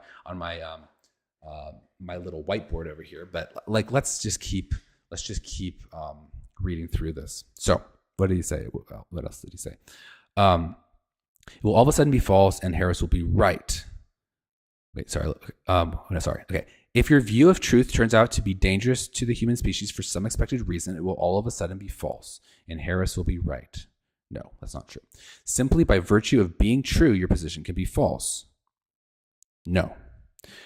But then, if the danger of your position renders it false, not the danger, the actual extinction and the fact that the idea no longer exists would make us believe it's false. But then if the danger of your position renders it false, then its logic no longer applies and it's no longer necessarily false by virtue of being dangerous. Yeah, danger had never had anything to do with it. Then it's true again, then false again. All of this instead of just saying useful fiction, like a sane, normal person. Okay, let me just read that in its entirety one more time I couldn't help myself. I just wanted to interject. But the absurdity of your position is pretty hard to overstate. If your view of truth turns out to be dangerous to the human species for some unexpected reason, it will all of a sudden be false and Harris will be right. Simply by virtue of being true, your position can be false. So what he's saying is this theory that we're talking about, this Darwinistic theory, is actually itself subjected to Darwinism. And I agree. That's true. It is possible to have, there's like self-referential theories and theories like that are so meta that they deal with their own truth. That's true. That doesn't mean that something is false. It just means that this is the framework that we have to think about it, and that you get to kind of very circular ideas at some point when you push things too far. But I was never suggesting pushing things far. This is the people pushing back on this idea who are pushing things far. I never said to talk about that. I just think that there is a very good Darwinian framework for assessing whether something is true. That's all I think. And I have ways that I apply that to common scenarios, and I will agree with Sam Harris in those scenarios. And I have ways of applying this to other scenarios that I don't think that Sam Harris's theory is adequate to explain. So we'll get to that. But anyway, so let me just keep reading. So simply by being true, your position can be false. But then if the danger of your position renders it false, then then the logic no longer applies, and it's no longer necessarily false just by the virtue of being dangerous. Yeah, I mean, we don't need to get into this. This is basically just all predicated on a misunderstanding. So great point, though. I love it. But I want to get to this last part. All of this instead of just saying useful fiction like a sane, normal person. Yeah, I mean, I get why this commenter said this, and this is good. This is something that Jordan Peterson was saying. I mean, the implication of all this is that there's a justification for religion, and these ideas are old, and therefore that they should be given credence. There's a sense in which they're true because they're old. There's an implication there. And a lot of people like to say, well, it's not true. It's useful. It's fiction, but it's useful because fiction can be useful. Like you could have like an anecdote that was false, but it teaches a lesson, right? And this is very useful. It's very good, but it's not literally what happened. I completely agree with this. 1 second, I just got a message. Gotta check this message really quick. Sorry for the delay. Okay. Okay, I'm back. So let me go and run through the rest of this argument now that you've kind of seen the things that people say about it. So, okay, let's get back to this. So I will go back to my full face screen here. Okay, so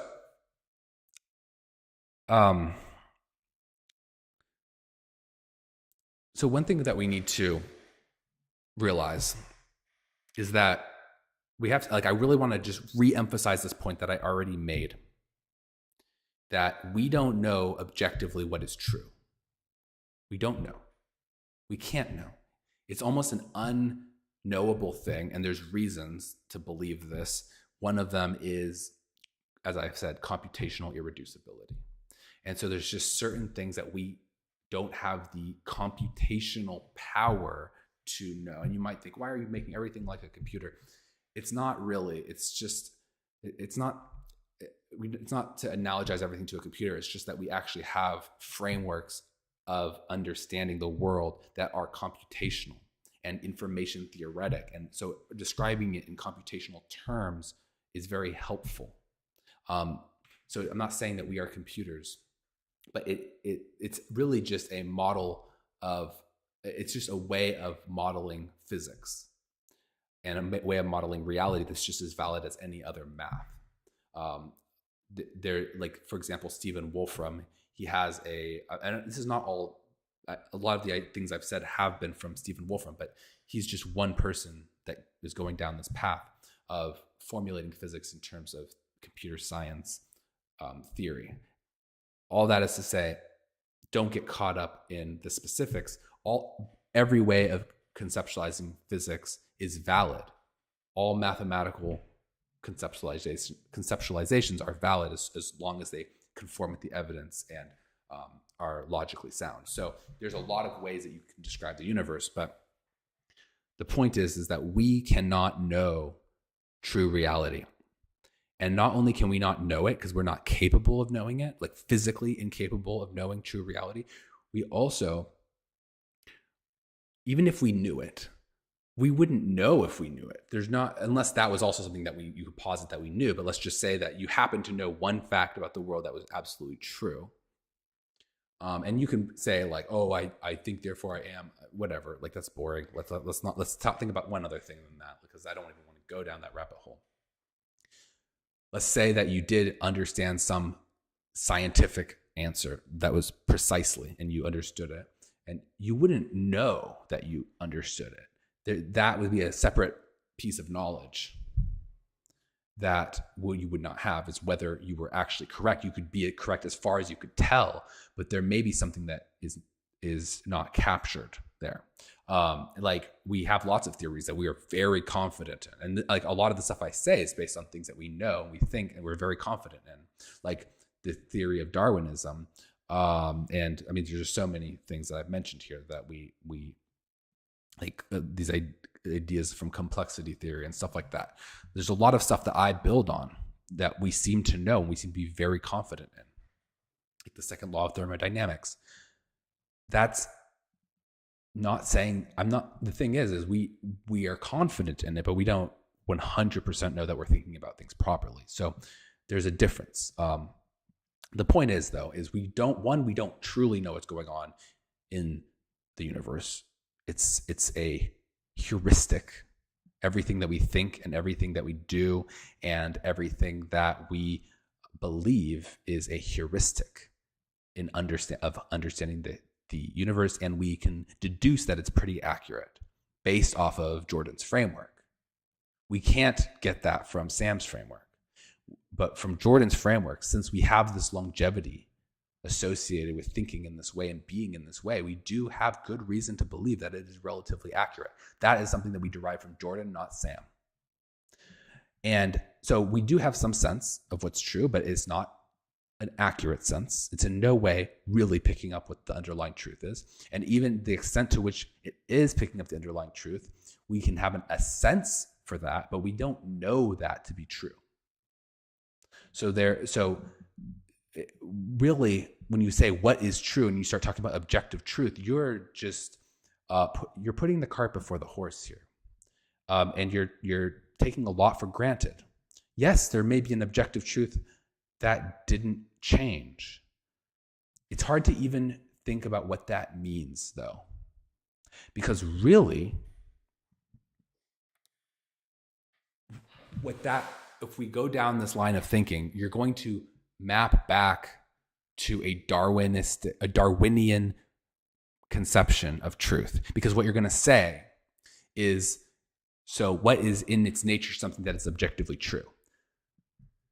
Something that is objectively true is something that you go away, like you do it, it works, you forget about it, you go away. The idea is not in play. You come back to it later, it's still true. You do it from the left-hand side, it's true. You do it from the right-hand side, it's true. I'm making an analogy here. It's always true. Always. Throughout time. This is Darwinian. And now, the question is, how do we know what is true? How do we assess truth? That is the question. And in that sense,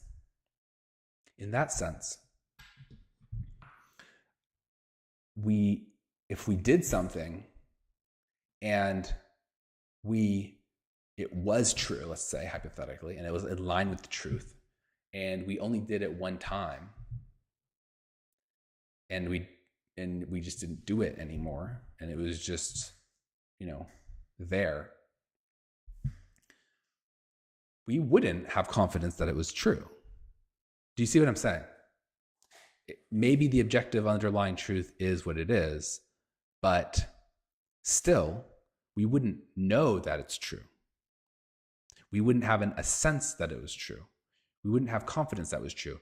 And now you can pause it. Well, then what if in the future we found that it was true? Then it would have been true all along, but we would have not thought of it as true. And the problem with that is that you are going forward in time. Like, all things are relative to the observer. And all you can do is be where you are. There's fundamental laws of entropy that prevent you from predicting the future. Uncertainty builds as you go forward in the future, and entropy increases as time progresses. This is not something you can just skip ahead.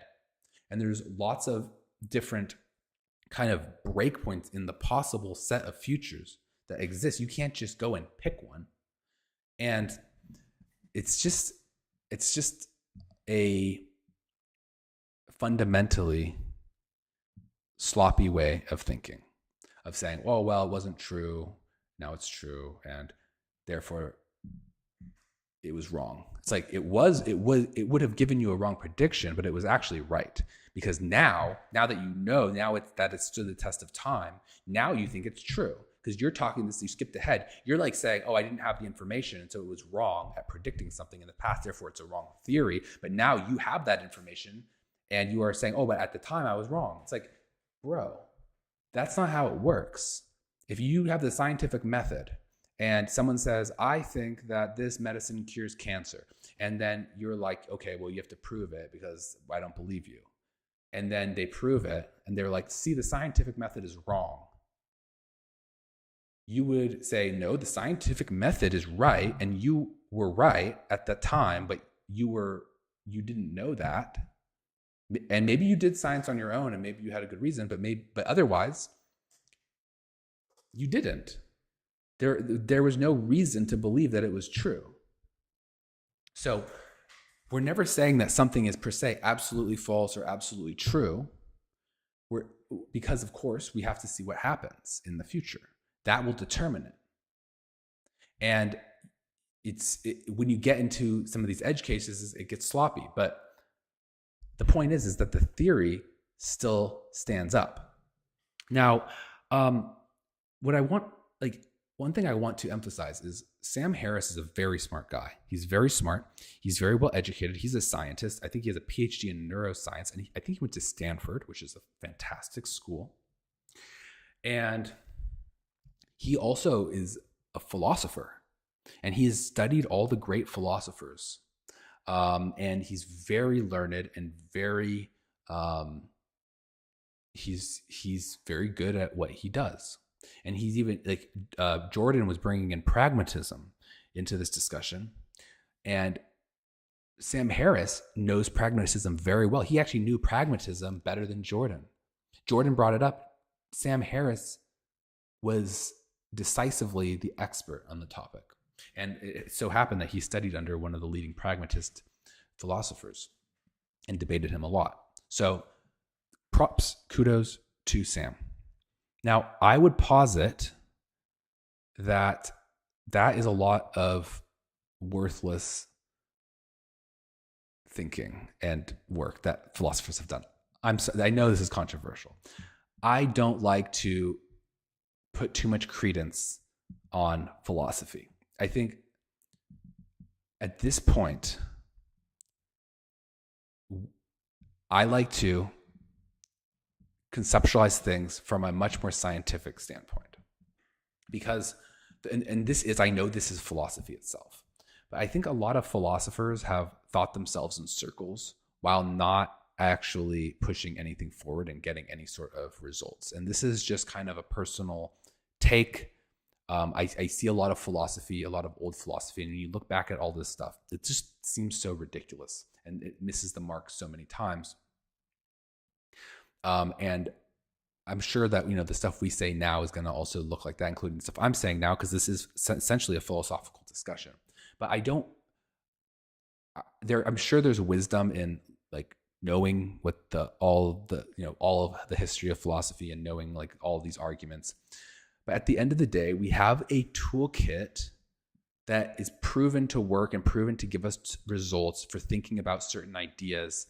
And we don't need to look to the work of philosophers to figure out how to apply this. And I'm sure there's philosophers who say this stuff and that agree. I just am not getting my inspiration from philosophy. And I could be a blind spot. I admit it.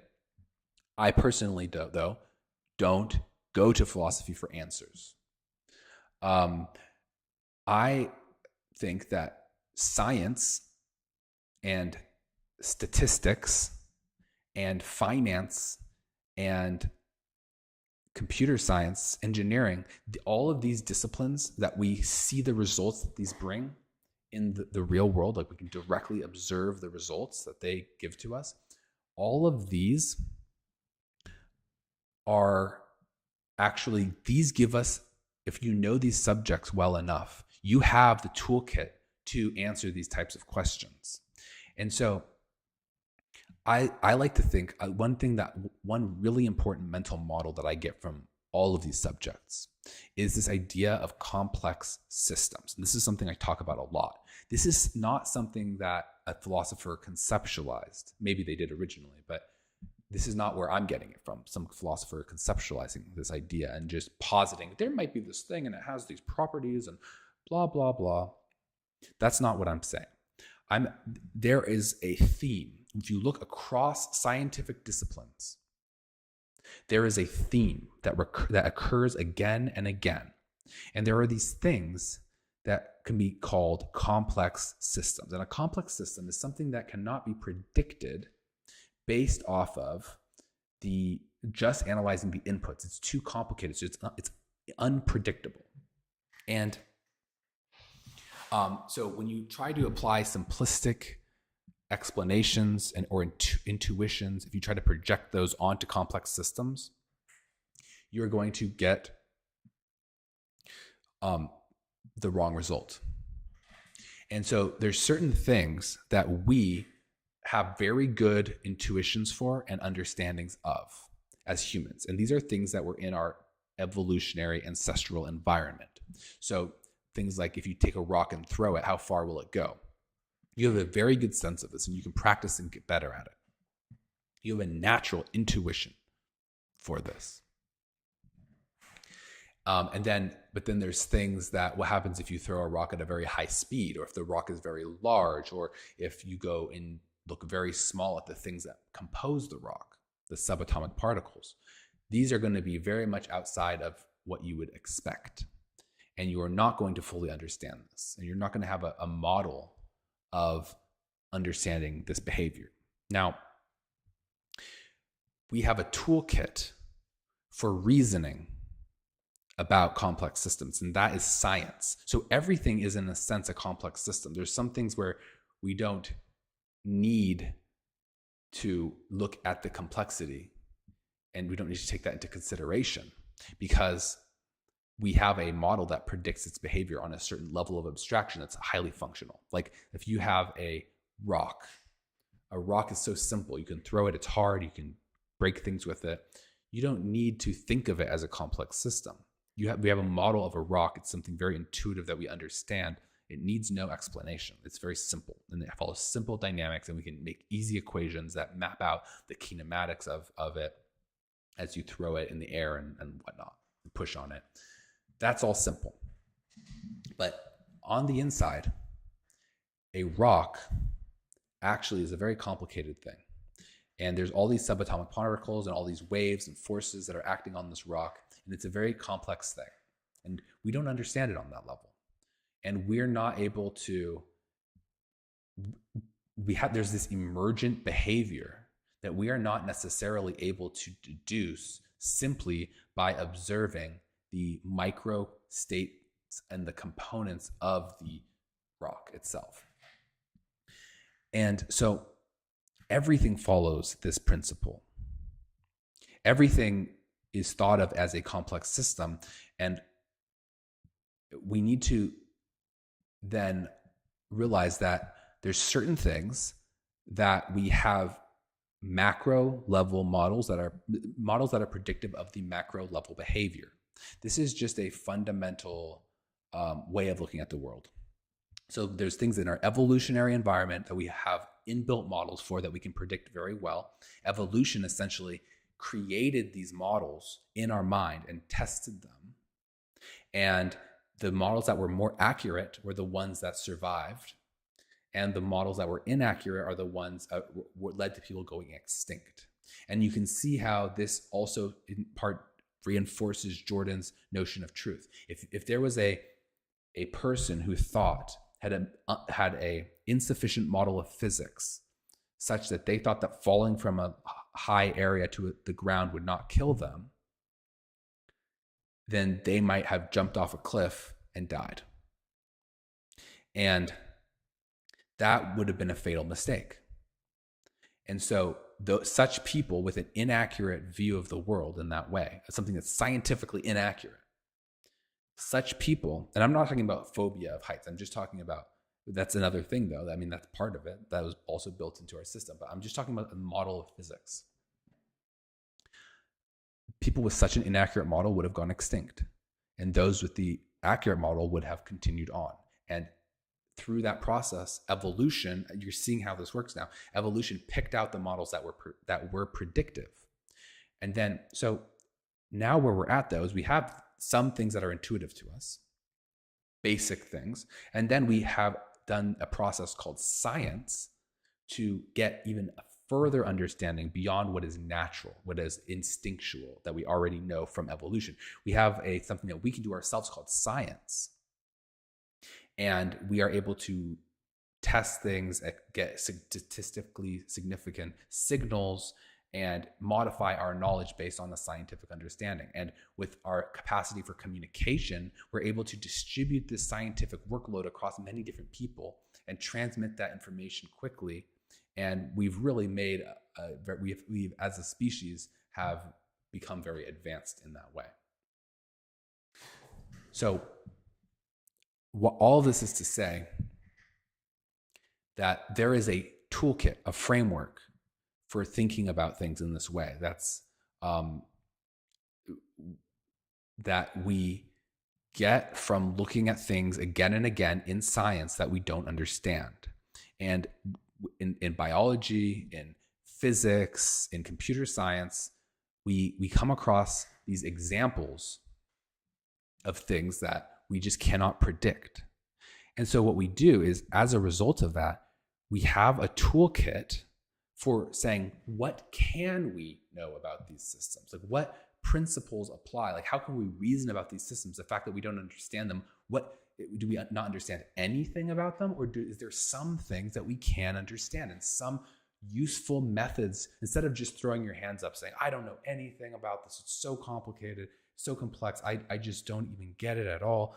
Instead of giving up, we've actually developed methods of thinking about these types of things and say, well, there's some things that we can kind of put forward as the way to attack certain problems. And one such framework is the Lindy effect. This is one tool in the toolkit for dealing with these types of systems. And essentially, this provides a very good explanation for why Jordan Peterson's view of truth is accurate. And it's just essentially that something that has existed for a certain amount of time will continue to exist for approximately that same amount of time. And therefore, something that is true is something that is going to be replicated often and will lead one to correctly assess the reality of the situation and will aid in fitness over time. And thus, you can predict that it will continue to do so. It will have been functionally useful for X amount of time. Therefore, you can predict it will be functionally useful proportional to that amount of time that it already has. And when you don't have any other way of assessing truth, that starts to become the best heuristic that we know of for how to assess truth. Because we don't know what's objectively true, and we can't know what's objectively true. And so in absence of evidence, in absence of knowing the truth, we can apply this heuristic to estimate the relative truth of something. So something that an idea, a model, a predictive model that has endured over time at a high scale, not just with one person for a long time or something. Like the more scale, both within a short period of time and over time, both things, the more prominent and the greater the longevity of an idea, the more we can consider it to be likely true. And we should have, to say likely true and likely false, these are like the inverse of each other. So what I would say is something that has just been around for a very short period of time and is very rare. I would not say it's likely false. I would not say it's false. I would say it's not likely true. It's not likely true. Most ideas fail. So, and most predictive models are not predictive. It's very few of them are actually predictive, and those that do will survive, and those that won't will not, on average. And so we don't know where we stand. We don't know when we look at some given fact, we don't know if it's true or not. We can just basically take the evidence that we have and make an assessment for it. So again, I like science. I like all of these things. So everything that Sam Harris says, like any scientific claim, you have evidence, you say this, I believe this for this reason, I have this and that. All of that is good. It's all part of, like, all of this stands up under this idea. But then when you get outside of the understanding of when you get outside of the things that science can predict, now you need to just basically revert to this Darwinian heuristic. Like, to be clear, science is also a heuristic. You can look at the totality of the evidence and you're not sure that it's right. And you can explain this lack of confidence through Darwinian terms, because this hasn't stood up for long enough. There hasn't been enough replications. The more that this is prominent and has longevity, the more confidence you have, but you never have full confidence. It's never a full. And so you build up this understanding, you build up this confidence. That's all good. It's all explained via Darwin. But then when you get outside of what science can tell you, now maybe all you have is Darwin. So what is Darwin? So let's apply this to some things that Sam Harris can't explain. Well, religion, I think, is the number one thing that we would talk about. So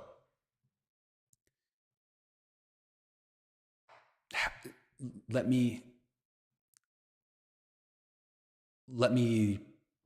put forth a few ideas. and this is going to be a bit of my personal perspective and worldview, which I could understand that people they find it objectionable. But the question, if the question is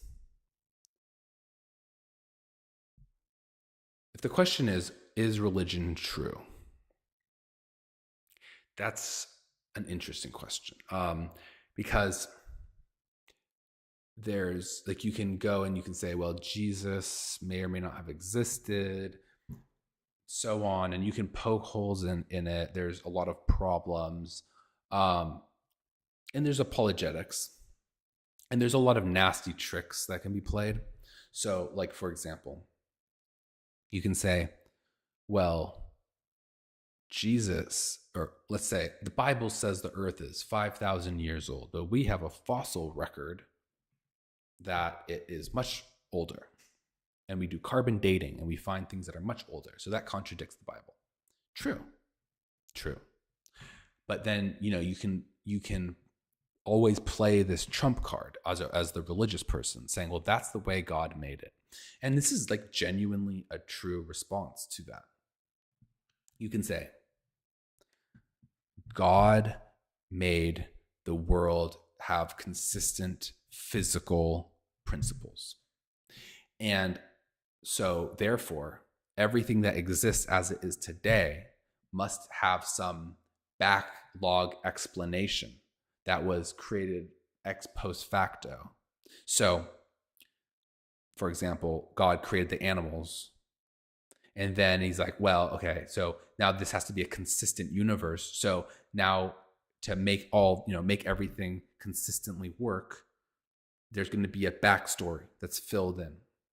And this is going to have a physical, there's going to be a physical justification for why everything is the way it is. So there'll be like this evolutionary process that stemmed from negentropy radiated from a reservoir that was created in the Big Bang, etc. Right? All that will be filled in. So the question is like, this is almost like a dumb question, just in general. Like, how do you even conceptualize this question? But you can have this question like, when did God create the universe? At the beginning? Or did God create the universe like starting 5,000 years ago and then backfill an explanation, right? That would be perfectly consistent. And you can point to problems in the sources and there's just explanations for all of it. So you can start to say this doesn't pass the sniff test. That's valid. That's completely valid. And to some extent, like, I agree with that. But at the end of the day, there's actually not a smoking gun that disproves religion. There's not a smoking gun. It's not like something that's just logically wrong and just like refuted. It's something where it's like, at the end of the day, you can just fast forward all the arguments. And what it comes down to is there's not evidence for it. And there's no reason to just jump to that conclusion and believe that it's true when there's no evidence. Like, why? That's not how you do it. You say, oh, there's no evidence that this drug cures cancer, so we just are going to believe it's true by default. Like, that's not how people operate. So it's a good counter argument against religion to say, okay, so why are we changing the way that we think about this properly and then arrive at religion? Like, why? Why do we do that? Well, it's a good point. So what I would say is that this framework provides an answer to that. And so this does not change the scientific method and the evidence that we have. It doesn't. It doesn't answer the question, is this true? It doesn't.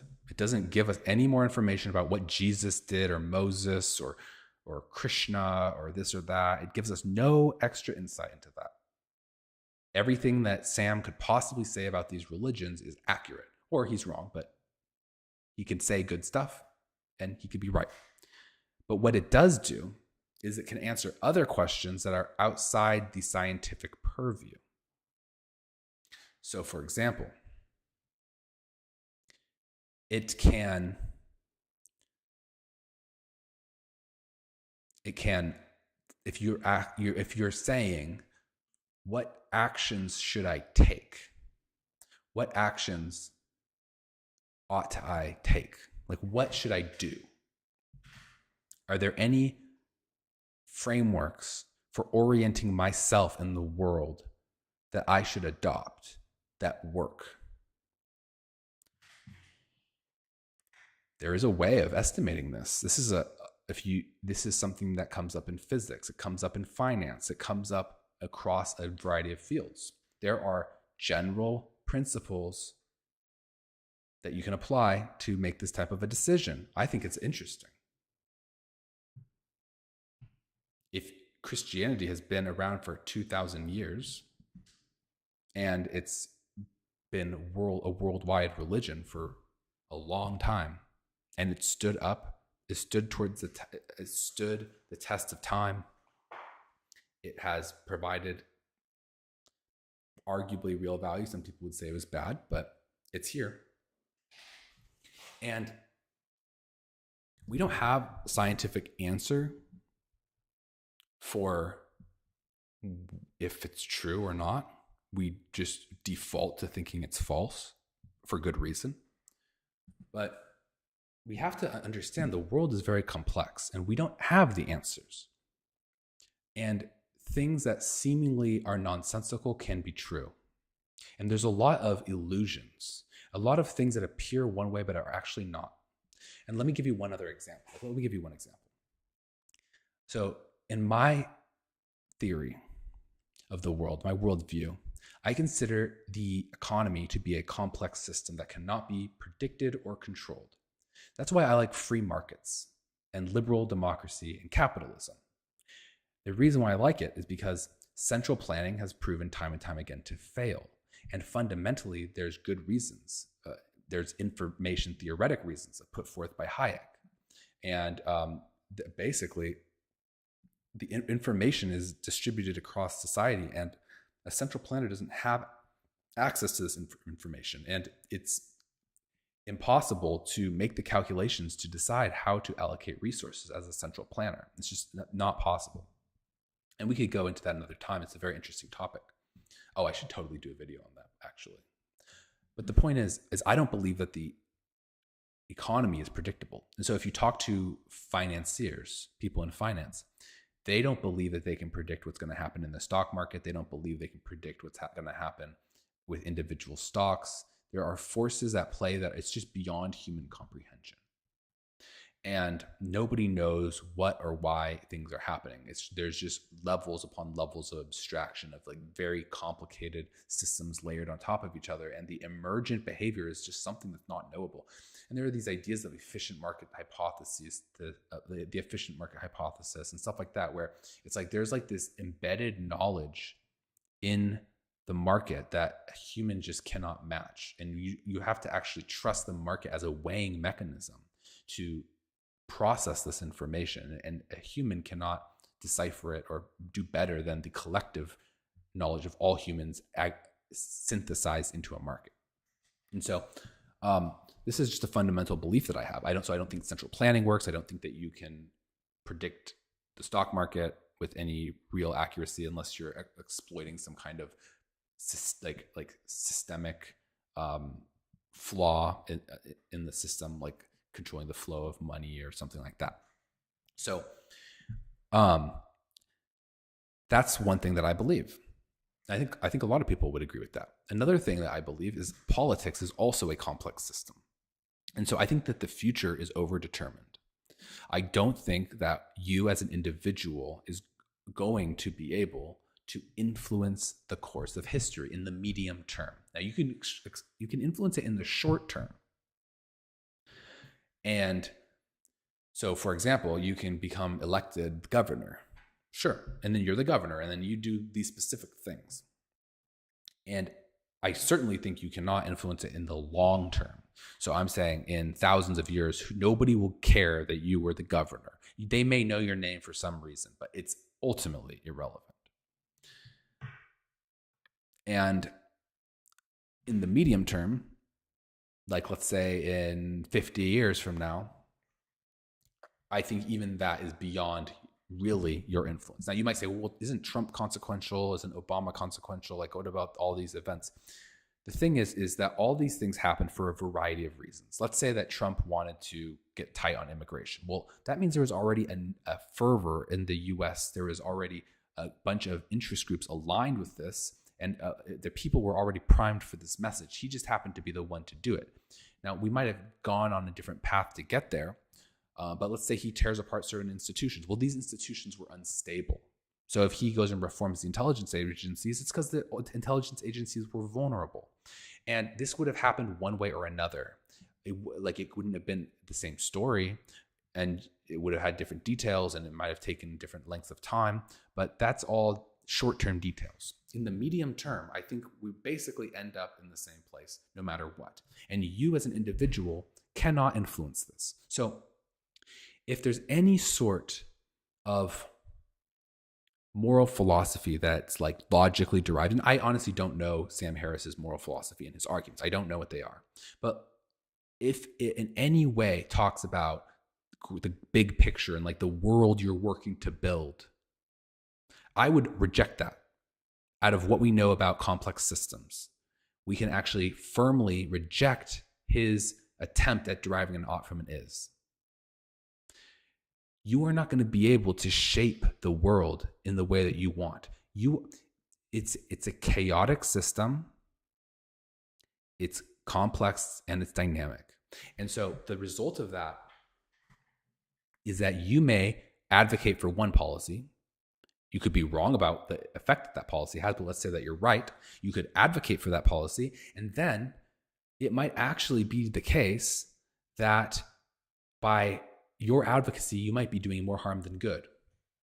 You could push things forward, and you can take one step forward and two steps back. Like, did Mao Zedong help with the communist movement? I mean, lots of people died, created a huge international PR crisis. People cite the famines as an example of communism failing.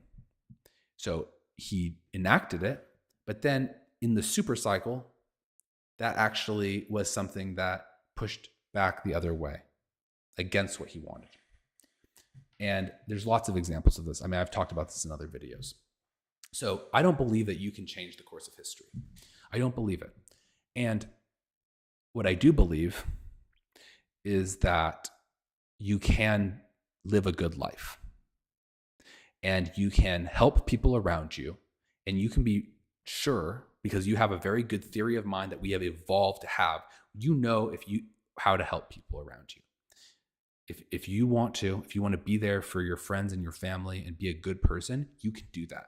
And I don't need to give you actually a moral theory to explain that. You know how to do it. So on some level, that's my suggestion to you. Don't try to be an activist.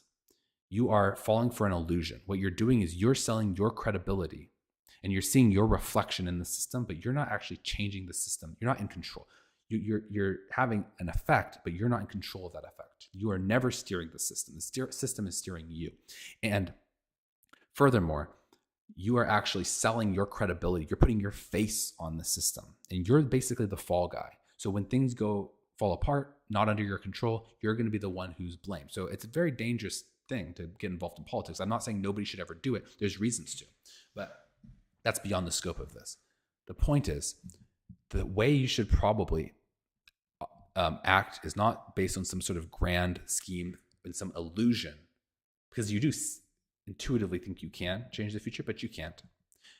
You don't act on the illusion that you can change the future. What you should do is you should act in accordance with moral principles where you know you did the right thing, and you can feel good about yourself no matter what the outcome, because ultimately in life, you are not going to be able to control the outcome of what happens. You might have a great, easy life, or it might be very hard, or somewhere in between. And you are just not fundamentally going to be the one that's in control of that. All you can do is you can control how you react in these situations.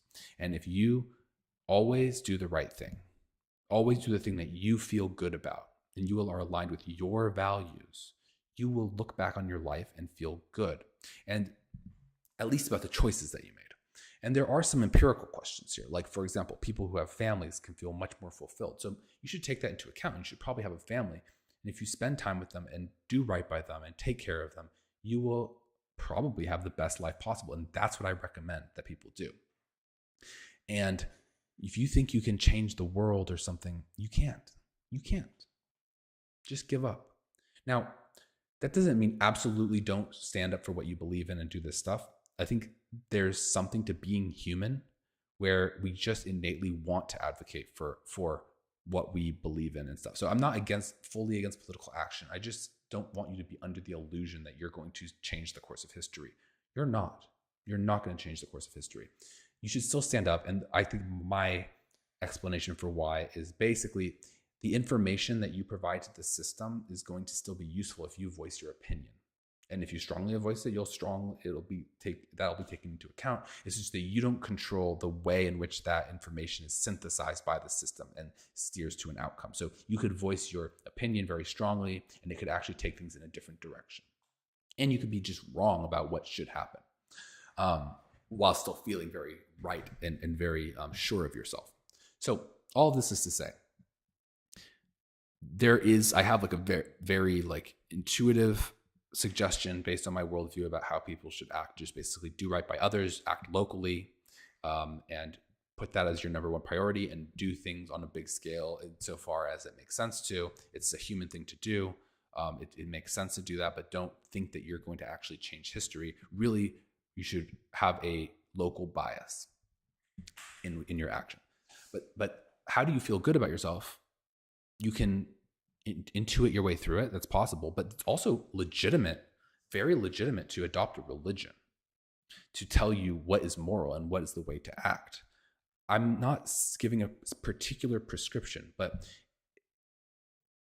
the fact that there are these old religions that have stood the test of time, that have basically been with us for a long time and have proven that they have endured a variety of situations. This shows that there is merit to them. And that should be taken seriously.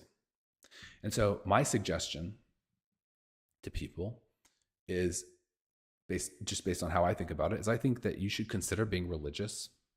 If you were raised in a certain religion, consider that.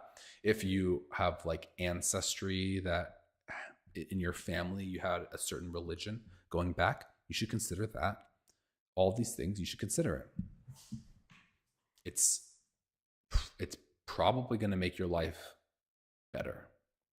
And you should consider other religions. You should be open. I don't know. I mean, I'm not going to like have a theological debate, but I think that there is a good reason to think that these contain a lot of insights that are true.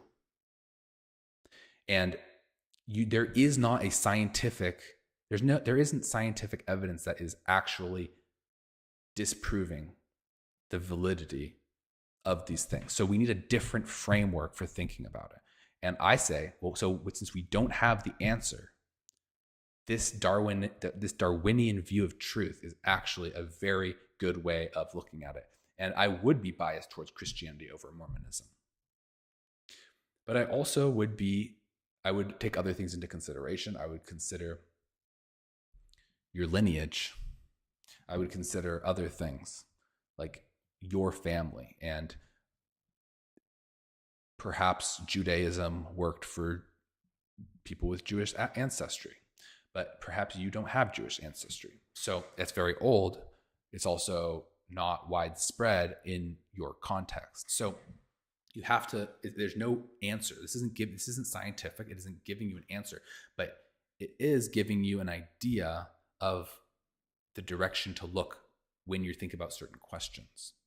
Instead of coming up with this yourself, you're probably wrong about that. You can rely on intuition. I think that's very valuable. But ultimately, the religion should also be in line with your intuition, and it should fit into your psyche, which, by the way, I've talked a lot about this on the channel. We have cognitive biases towards religion. So it will click in your brain when you have a religion. There's a slot for it.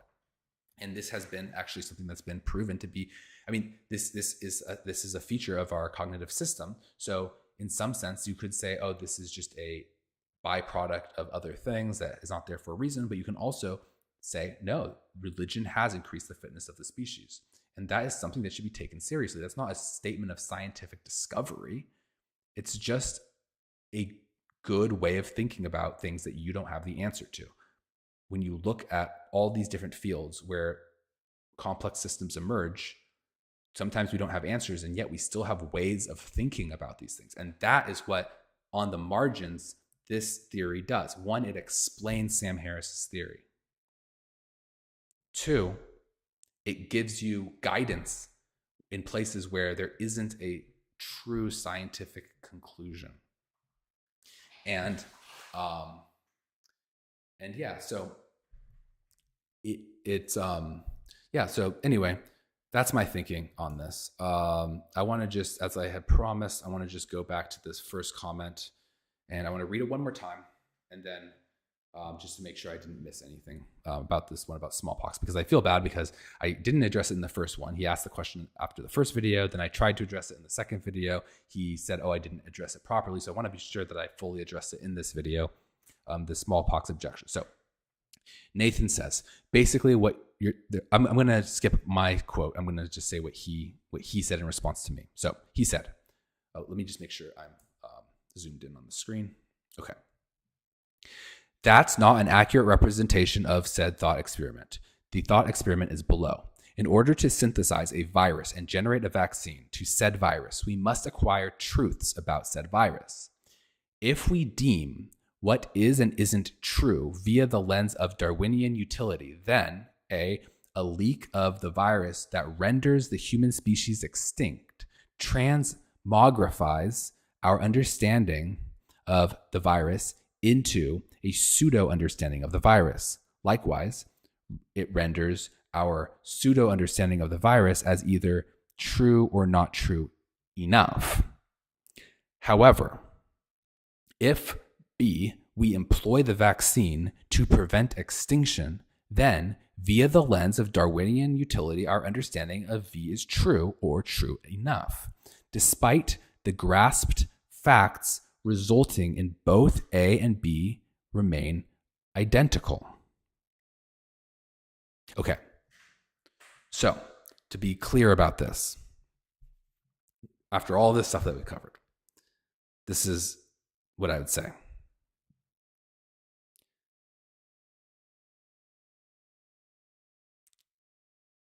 This is not contradicting scientific evidence. This explains why science works. It's because things that we can never have 100% confidence about the objective reality. We don't have 100% confidence. But what we do have is, through science, the process of science, we get replication.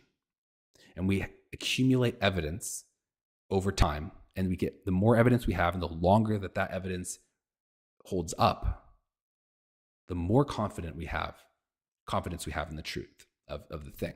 So that is Darwinian in nature, because over time, the more prominent something is over time, that is an indication that it has higher Darwinian fitness, and therefore it is more true. It's the same thing. It's just in a different terms. So there's no contradiction. Now, I just want to make sure that I'm not missing anything here.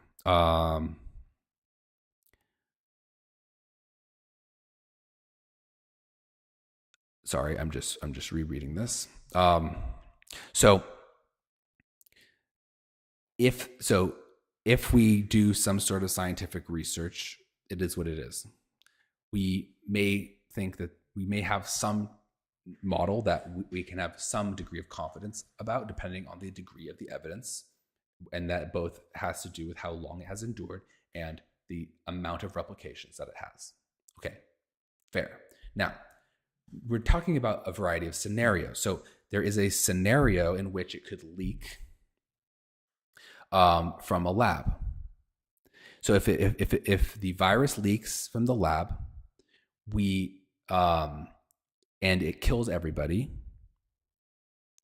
it would be basically considered not true. That's what he's saying. I just want to be sure about this. If we deem what is and isn't true via the lens of Darwinian utility, then a leak of the virus that renders the human species extinct transmogrifies our understanding of the virus into a pseudo-understanding of the virus. Likewise, it renders our pseudo-understanding of the virus as either true or not true enough. I don't love this pseudo-understanding language. It has the point, though, is that if it renders the human species extinct, then that means that the human species, then we are not there to assess its truth. So that's an inherent contradiction, because we're not able to actually think about things in that frame of reference. And I agree that whatever is true is always true. But to have a conversation when you are extinct, to observe something while being extinct, is a contradiction. So when you can ask a question like, what is the radius of a square circle? And it can make sense linguistically, but it actually is contradictory. So I did this here, and I kind of just did this thing to show that the radius is two different numbers if with a square circle with a contradiction. And I went through this earlier, and so we won't go through it again. But the point is that talking about the radius of a square circle does not invalidate geometry.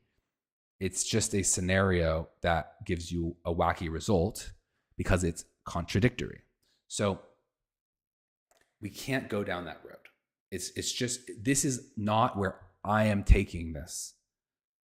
Jordan kind of provocatively had a hydrogen bomb scenario that was similar to this. And then Sam expanded on that and constructed an intelligent smallpox scenario. But both of those things are talking about a impossible thing to think about. And the thing that I want to just point out is that we can think about this hypothetical and we can reason about it, but we have to have our BS detector on high alert. And we have to realize that our intuitions are going to be dead wrong on this, because we will be thinking about it as if we're alive, and we can't help it. It's just where our mind goes. So it seems very wrong. You're like, yeah, they're all extinct, and it was there, but it was still true. But that's because you're still alive. So the way that you conceptualize the world is fundamentally flipped on its head here. And you really have to dispassionately analyze this and think about it technically, rather than trying to like project any sort of emotion. Because I agree, when I hear this, I think, yeah, it was still true, and yet they're dead. But the problem is that I'm still alive and I'm thinking about this. So if I were still alive and everyone else was extinct, it would still be true under the Darwinian definition. And so you have to realize that this is an edge case that is predicated on a contradiction, and there's just no predictive power that this gives us into the validity of this statement. And throughout this presentation, I think I've substantiated why this is a really powerful model that explains everything. It's 100% consistent with Sam Harris's view, and then it explains things that Sam Harris can't. And when Sam Harris disagrees with these things, it's really things that he is actually on shaky ground about, like where he has these logical theories that derive not from it is that he invented. Yeah, right. I doubt that works. Like, let's be honest. And what else? Just his skepticism of religion. He has good points, but there is ambiguity there, and there's room for this to cause someone to have more relative faith in religion than they otherwise would if you apply this and show that there's this wisdom in religion, and by adopting religion, it helps you orient yourself in the world. We talked about this. There is reason. We're not saying that it is scientific. Like we're not claiming to know what is true. We're because we will never know what is objectively true. One, we can't know fundamentally. There are physical restraints on our ability to perceive the world literally as it is. It's fundamentally impossible.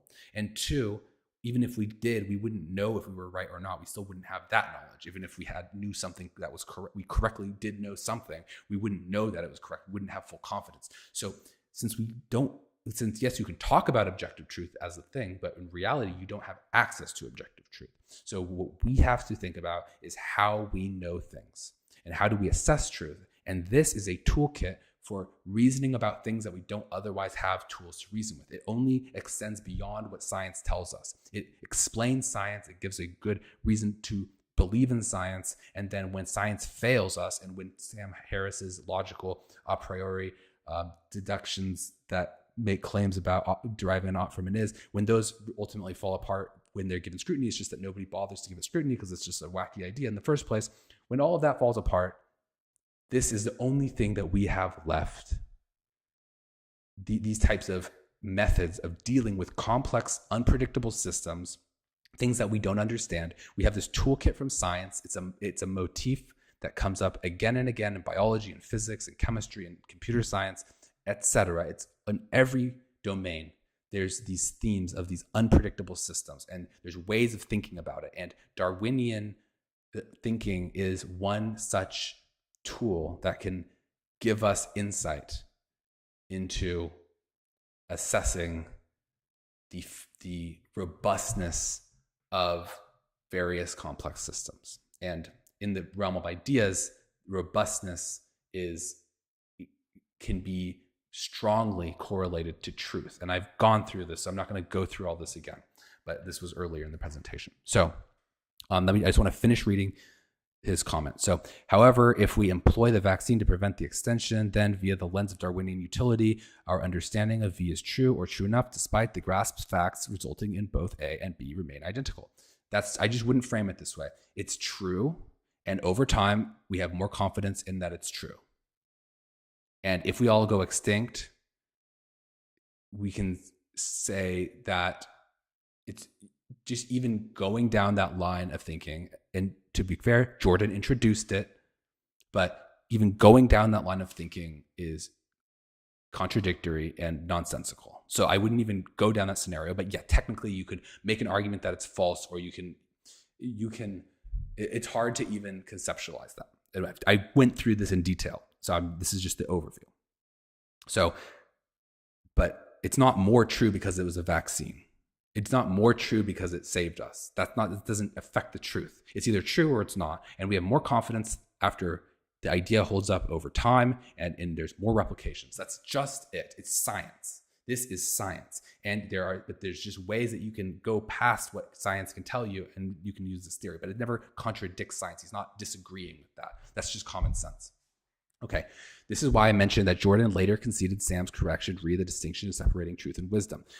That Jordan's point hinges on wisdom rather than truth, though Sam would argue that further facts would in fact generate wisdom. Well, no, I mean, I don't want to go down that rabbit hole, but I don't even think that that's necessarily true, because sometimes there are no facts. Like, there's actually true uncertainty. And so there could be something that's just like 50% this, 50% that, and there's no wisdom net per se. I mean, you can acknowledge that and maybe act around it, but at some point you're going to have some event where the crux of that is simply just stochastic, and you are not going to necessarily have the wisdom of what you should do, like of what you ought to do. Like, you're not gonna, I mean, we can even get into the debate of that. I'm just saying, I don't think that you can, like, it's not just the fact that you can't predict the future is not simply a lack of facts. Let's just put it that way. Facts are not the limiting factor on our ability to predict the future. There's other things at play that make it hard to know what to do. And so, just to take a step back, like, again, you cannot predict political systems. You cannot predict economic systems. You cannot steer these outcomes. So it's not that you don't have the facts. That's not the problem. There's other things that are inherently unpredictable, and this comes down to fundamental limitations like computational irreducibility and the laws of entropy that lead us to be in this situation. So if wisdom is what you should do, it's not that you have, like, facts are not going to tell you what you should do. You might need another moral framework that tells you how to act. And I discussed that one of those things could be religion. So I just disagree with Sam there. But again, that's beside the point. Someone could do something deeply unwise, immoral, or unethical with a handful of truths. However, that deeply unwise, immoral, or unethical action fails to render the truths required to take said action as not true. Agreed. The facts surrounding a sharp object remain the same despite the fact that a sharp object is used, or can be used to increase or decrease the survival. So, first of all, in that sentence, it's positing that the object is truly sharp. So, given that, you're right. If it's sharp, it's sharp. I mean, I don't know what to say, but I do think that if you were not reliably predicting sharpness, you would have a bad model, and that would be something that would be replaced by a better model. And those who did not perceive sharpness would perish, and that idea would just be very short-lived. So that is, again, in line with everything. And like, people can do things that you put these subjective claims on. You can say, oh, that was an unwise, immoral, unethical thing. You can claim it that's true. You can put those claims on it, and that does not affect underlying objective truth. I agree. That was never what I was saying. So, okay, I'm going to continue reading this. I just want to read through the whole thing. You can employ a different analogy so to remove political... Wait, did I skip it? Oh, cool. Okay. You could employ a different analogy so to remove the politically charged and emotional associations concerning vaccines via the lens of Darwinian utility. If I employ numbers to increase your well-being and survival, then the statement 2 + 2 = 4 becomes a factually true statement. We can talk about Gödel's theory of incompleteness, likewise, how you said theories act as a placeholder for truth if you like. However, if I employ counting to decrease your well-being and chances of survival, then the statement 2 + 2 = 4 becomes a factually false statement. And in situations wherein someone may increase their survival by decreasing another's survival for either moral or immoral or ethical / unethical reasons, then the statement 2 + 2 = 4 becomes true and false simultaneously. Nope, that's just not true. If an idea 2 + 2 = 4 is robust across time, and it shows up time and time again, many times, and it proves to be a useful and true way of thinking, and it never changes, and it's always useful and it's replicated, then we have increasing confidence that it's true. That's all I'm saying. This is not about like one person dying or another person dying. It's not relevant. But the test of time is relevant to our concept to our understanding of truth. That's all. If we spend 10,000 years increasing the survival of people via our ability to count, then for 10,000 years, 2 + 2 = 4 is true. If we spend the next 10,000 years decreasing the survival of people via our ability to count, then for 10,000 years, 2 + 2 = 4 is not true. Then if following those 20,000 years, we once again spend another 10,000 years increasing the survival of people via our ability to count, then for 10,000 years, 2 + 2 = 4 becomes true again. This is what Sam means when he says the reason why your conception of truth is so unhelpful is because you'll continuously be buffeted back and forth between good and bad outcomes, and your notion of scientific truth will be rewritten and overwritten again in the process needlessly. And yeah, look, I think this is a good refutation over the way that Jordan articulated his point. I would like to say that I think Jordan was right. I just think that he was not fully thinking through his ideas.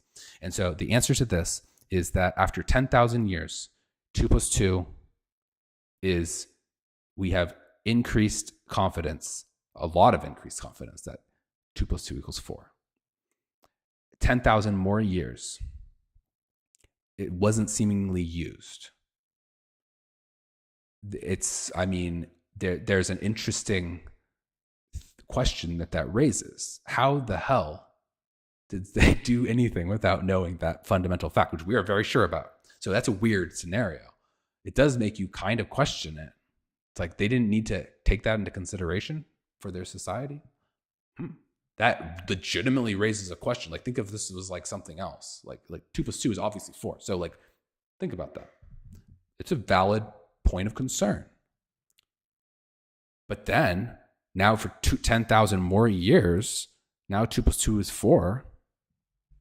I mean, now we have like 20,000 years of examples, and there was 10,000 years in between. So it spanned even like more time. So it's not like this changed depending on the time. I mean, we're getting very confident about them. We were already very confident, but now we're getting even more confident. So basically, as time goes on, if not everybody died, then like this extinction thing is like a red herring. This is like throwing you off in the wrong direction. Over time, this idea is continuing to prove to be useful, then it's not useful, like accurate. There's reason to believe it's accurate over time, and there's more examples. That increases our confidence in a Darwinian sense and in a scientific sense. It's all under the same umbrella. It's when you get to questions that science can't answer because you cannot do the experiments, because there's just sometimes you can't do experiments. And let me close with one more example. Let me just make sure I read all of his things. One example is from economics.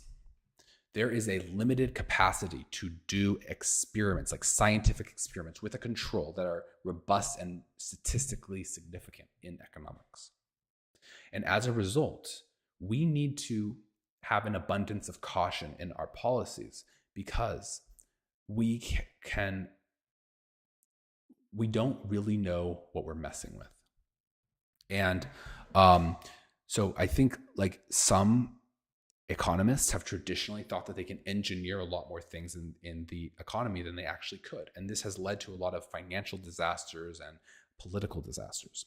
And so economists have, in some sense, taken a step back. And this is like free market economists have really made this point, hit this point home. It's like, you have to let the market work. Don't centrally plan, don't control too much. You can do a little, and we kind of are getting an idea for what we can do. We get a little more data on like how resilient the market is. But essentially, you're not going to steer it. So this is a question that cannot be answered by science. This is the whole like point of the Austrian school, is they thought that the classical Keynesians, maybe that's saying it that way is bad. I know there's like neo-Keynesians and so whatever, just regular Keynesians, whatever. The point is, the prominent people at the time, Keynesians and so on, like a lot of them tended to have an overconfidence in their ability to engineer outcomes. And the point that was made by the Austrians was that actually they are not really following the scientific method properly, and they're not able to do experiments in the same sense that physicists are able to do experiments. So since the economy is complex, just like physics is dealing with complex things that are made of subatomic particles, the economists are not able to do that. And so they are way less able to make theory, to have predictive theories. So now these types of methods are really good when now you can use this Darwinian view of truth to get a sense for how true things are when you don't have the scientific method to provide direct evidence for it. Then you can't run these experiments. So that's why it's useful. There's no other reason. It's not to disprove anything that you know to be true. It's to explain beyond the horizon of what otherwise can be explained. And as a consequence, it does, though, make me very skeptical of without actually reading Sam Harris's book, I doubt that his moral framework is very compelling for this reason. Because lots of people have tried this and nobody has succeeded. before him to make a compelling case of some kind of like scientifically derived like moral framework. It's never really been done. Deriving it not from it is. It's been a very old problem. It's well known, and there's been a lot of clever people over the years that have tried to do it. They've all failed. I think he's clever, but he's not like a N of one in all of history type of mind. And I just don't believe that it will work. And so I just already I'm already skeptical of it. But I get that that's in some sense why he pushes back on this. So anyway, that was my explanation. Thank you so much to the people who left comments and watched the other videos. I really love the response. Means so much to me. I'm a new creator, so I've just started doing this. And please subscribe. I do videos every day, Monday through Friday. I talk about topics like this. I just did a video on DeepSeek R1, the new AI model out of China. I talked about the tension between US and China, and like just who's gonna win, US or China. And I think my response might surprise you. So please check that out if that's interesting to you. I've done lots of stuff on AI Doom and some things on crypto. And I'm an entrepreneur. I work in crypto. Yeah,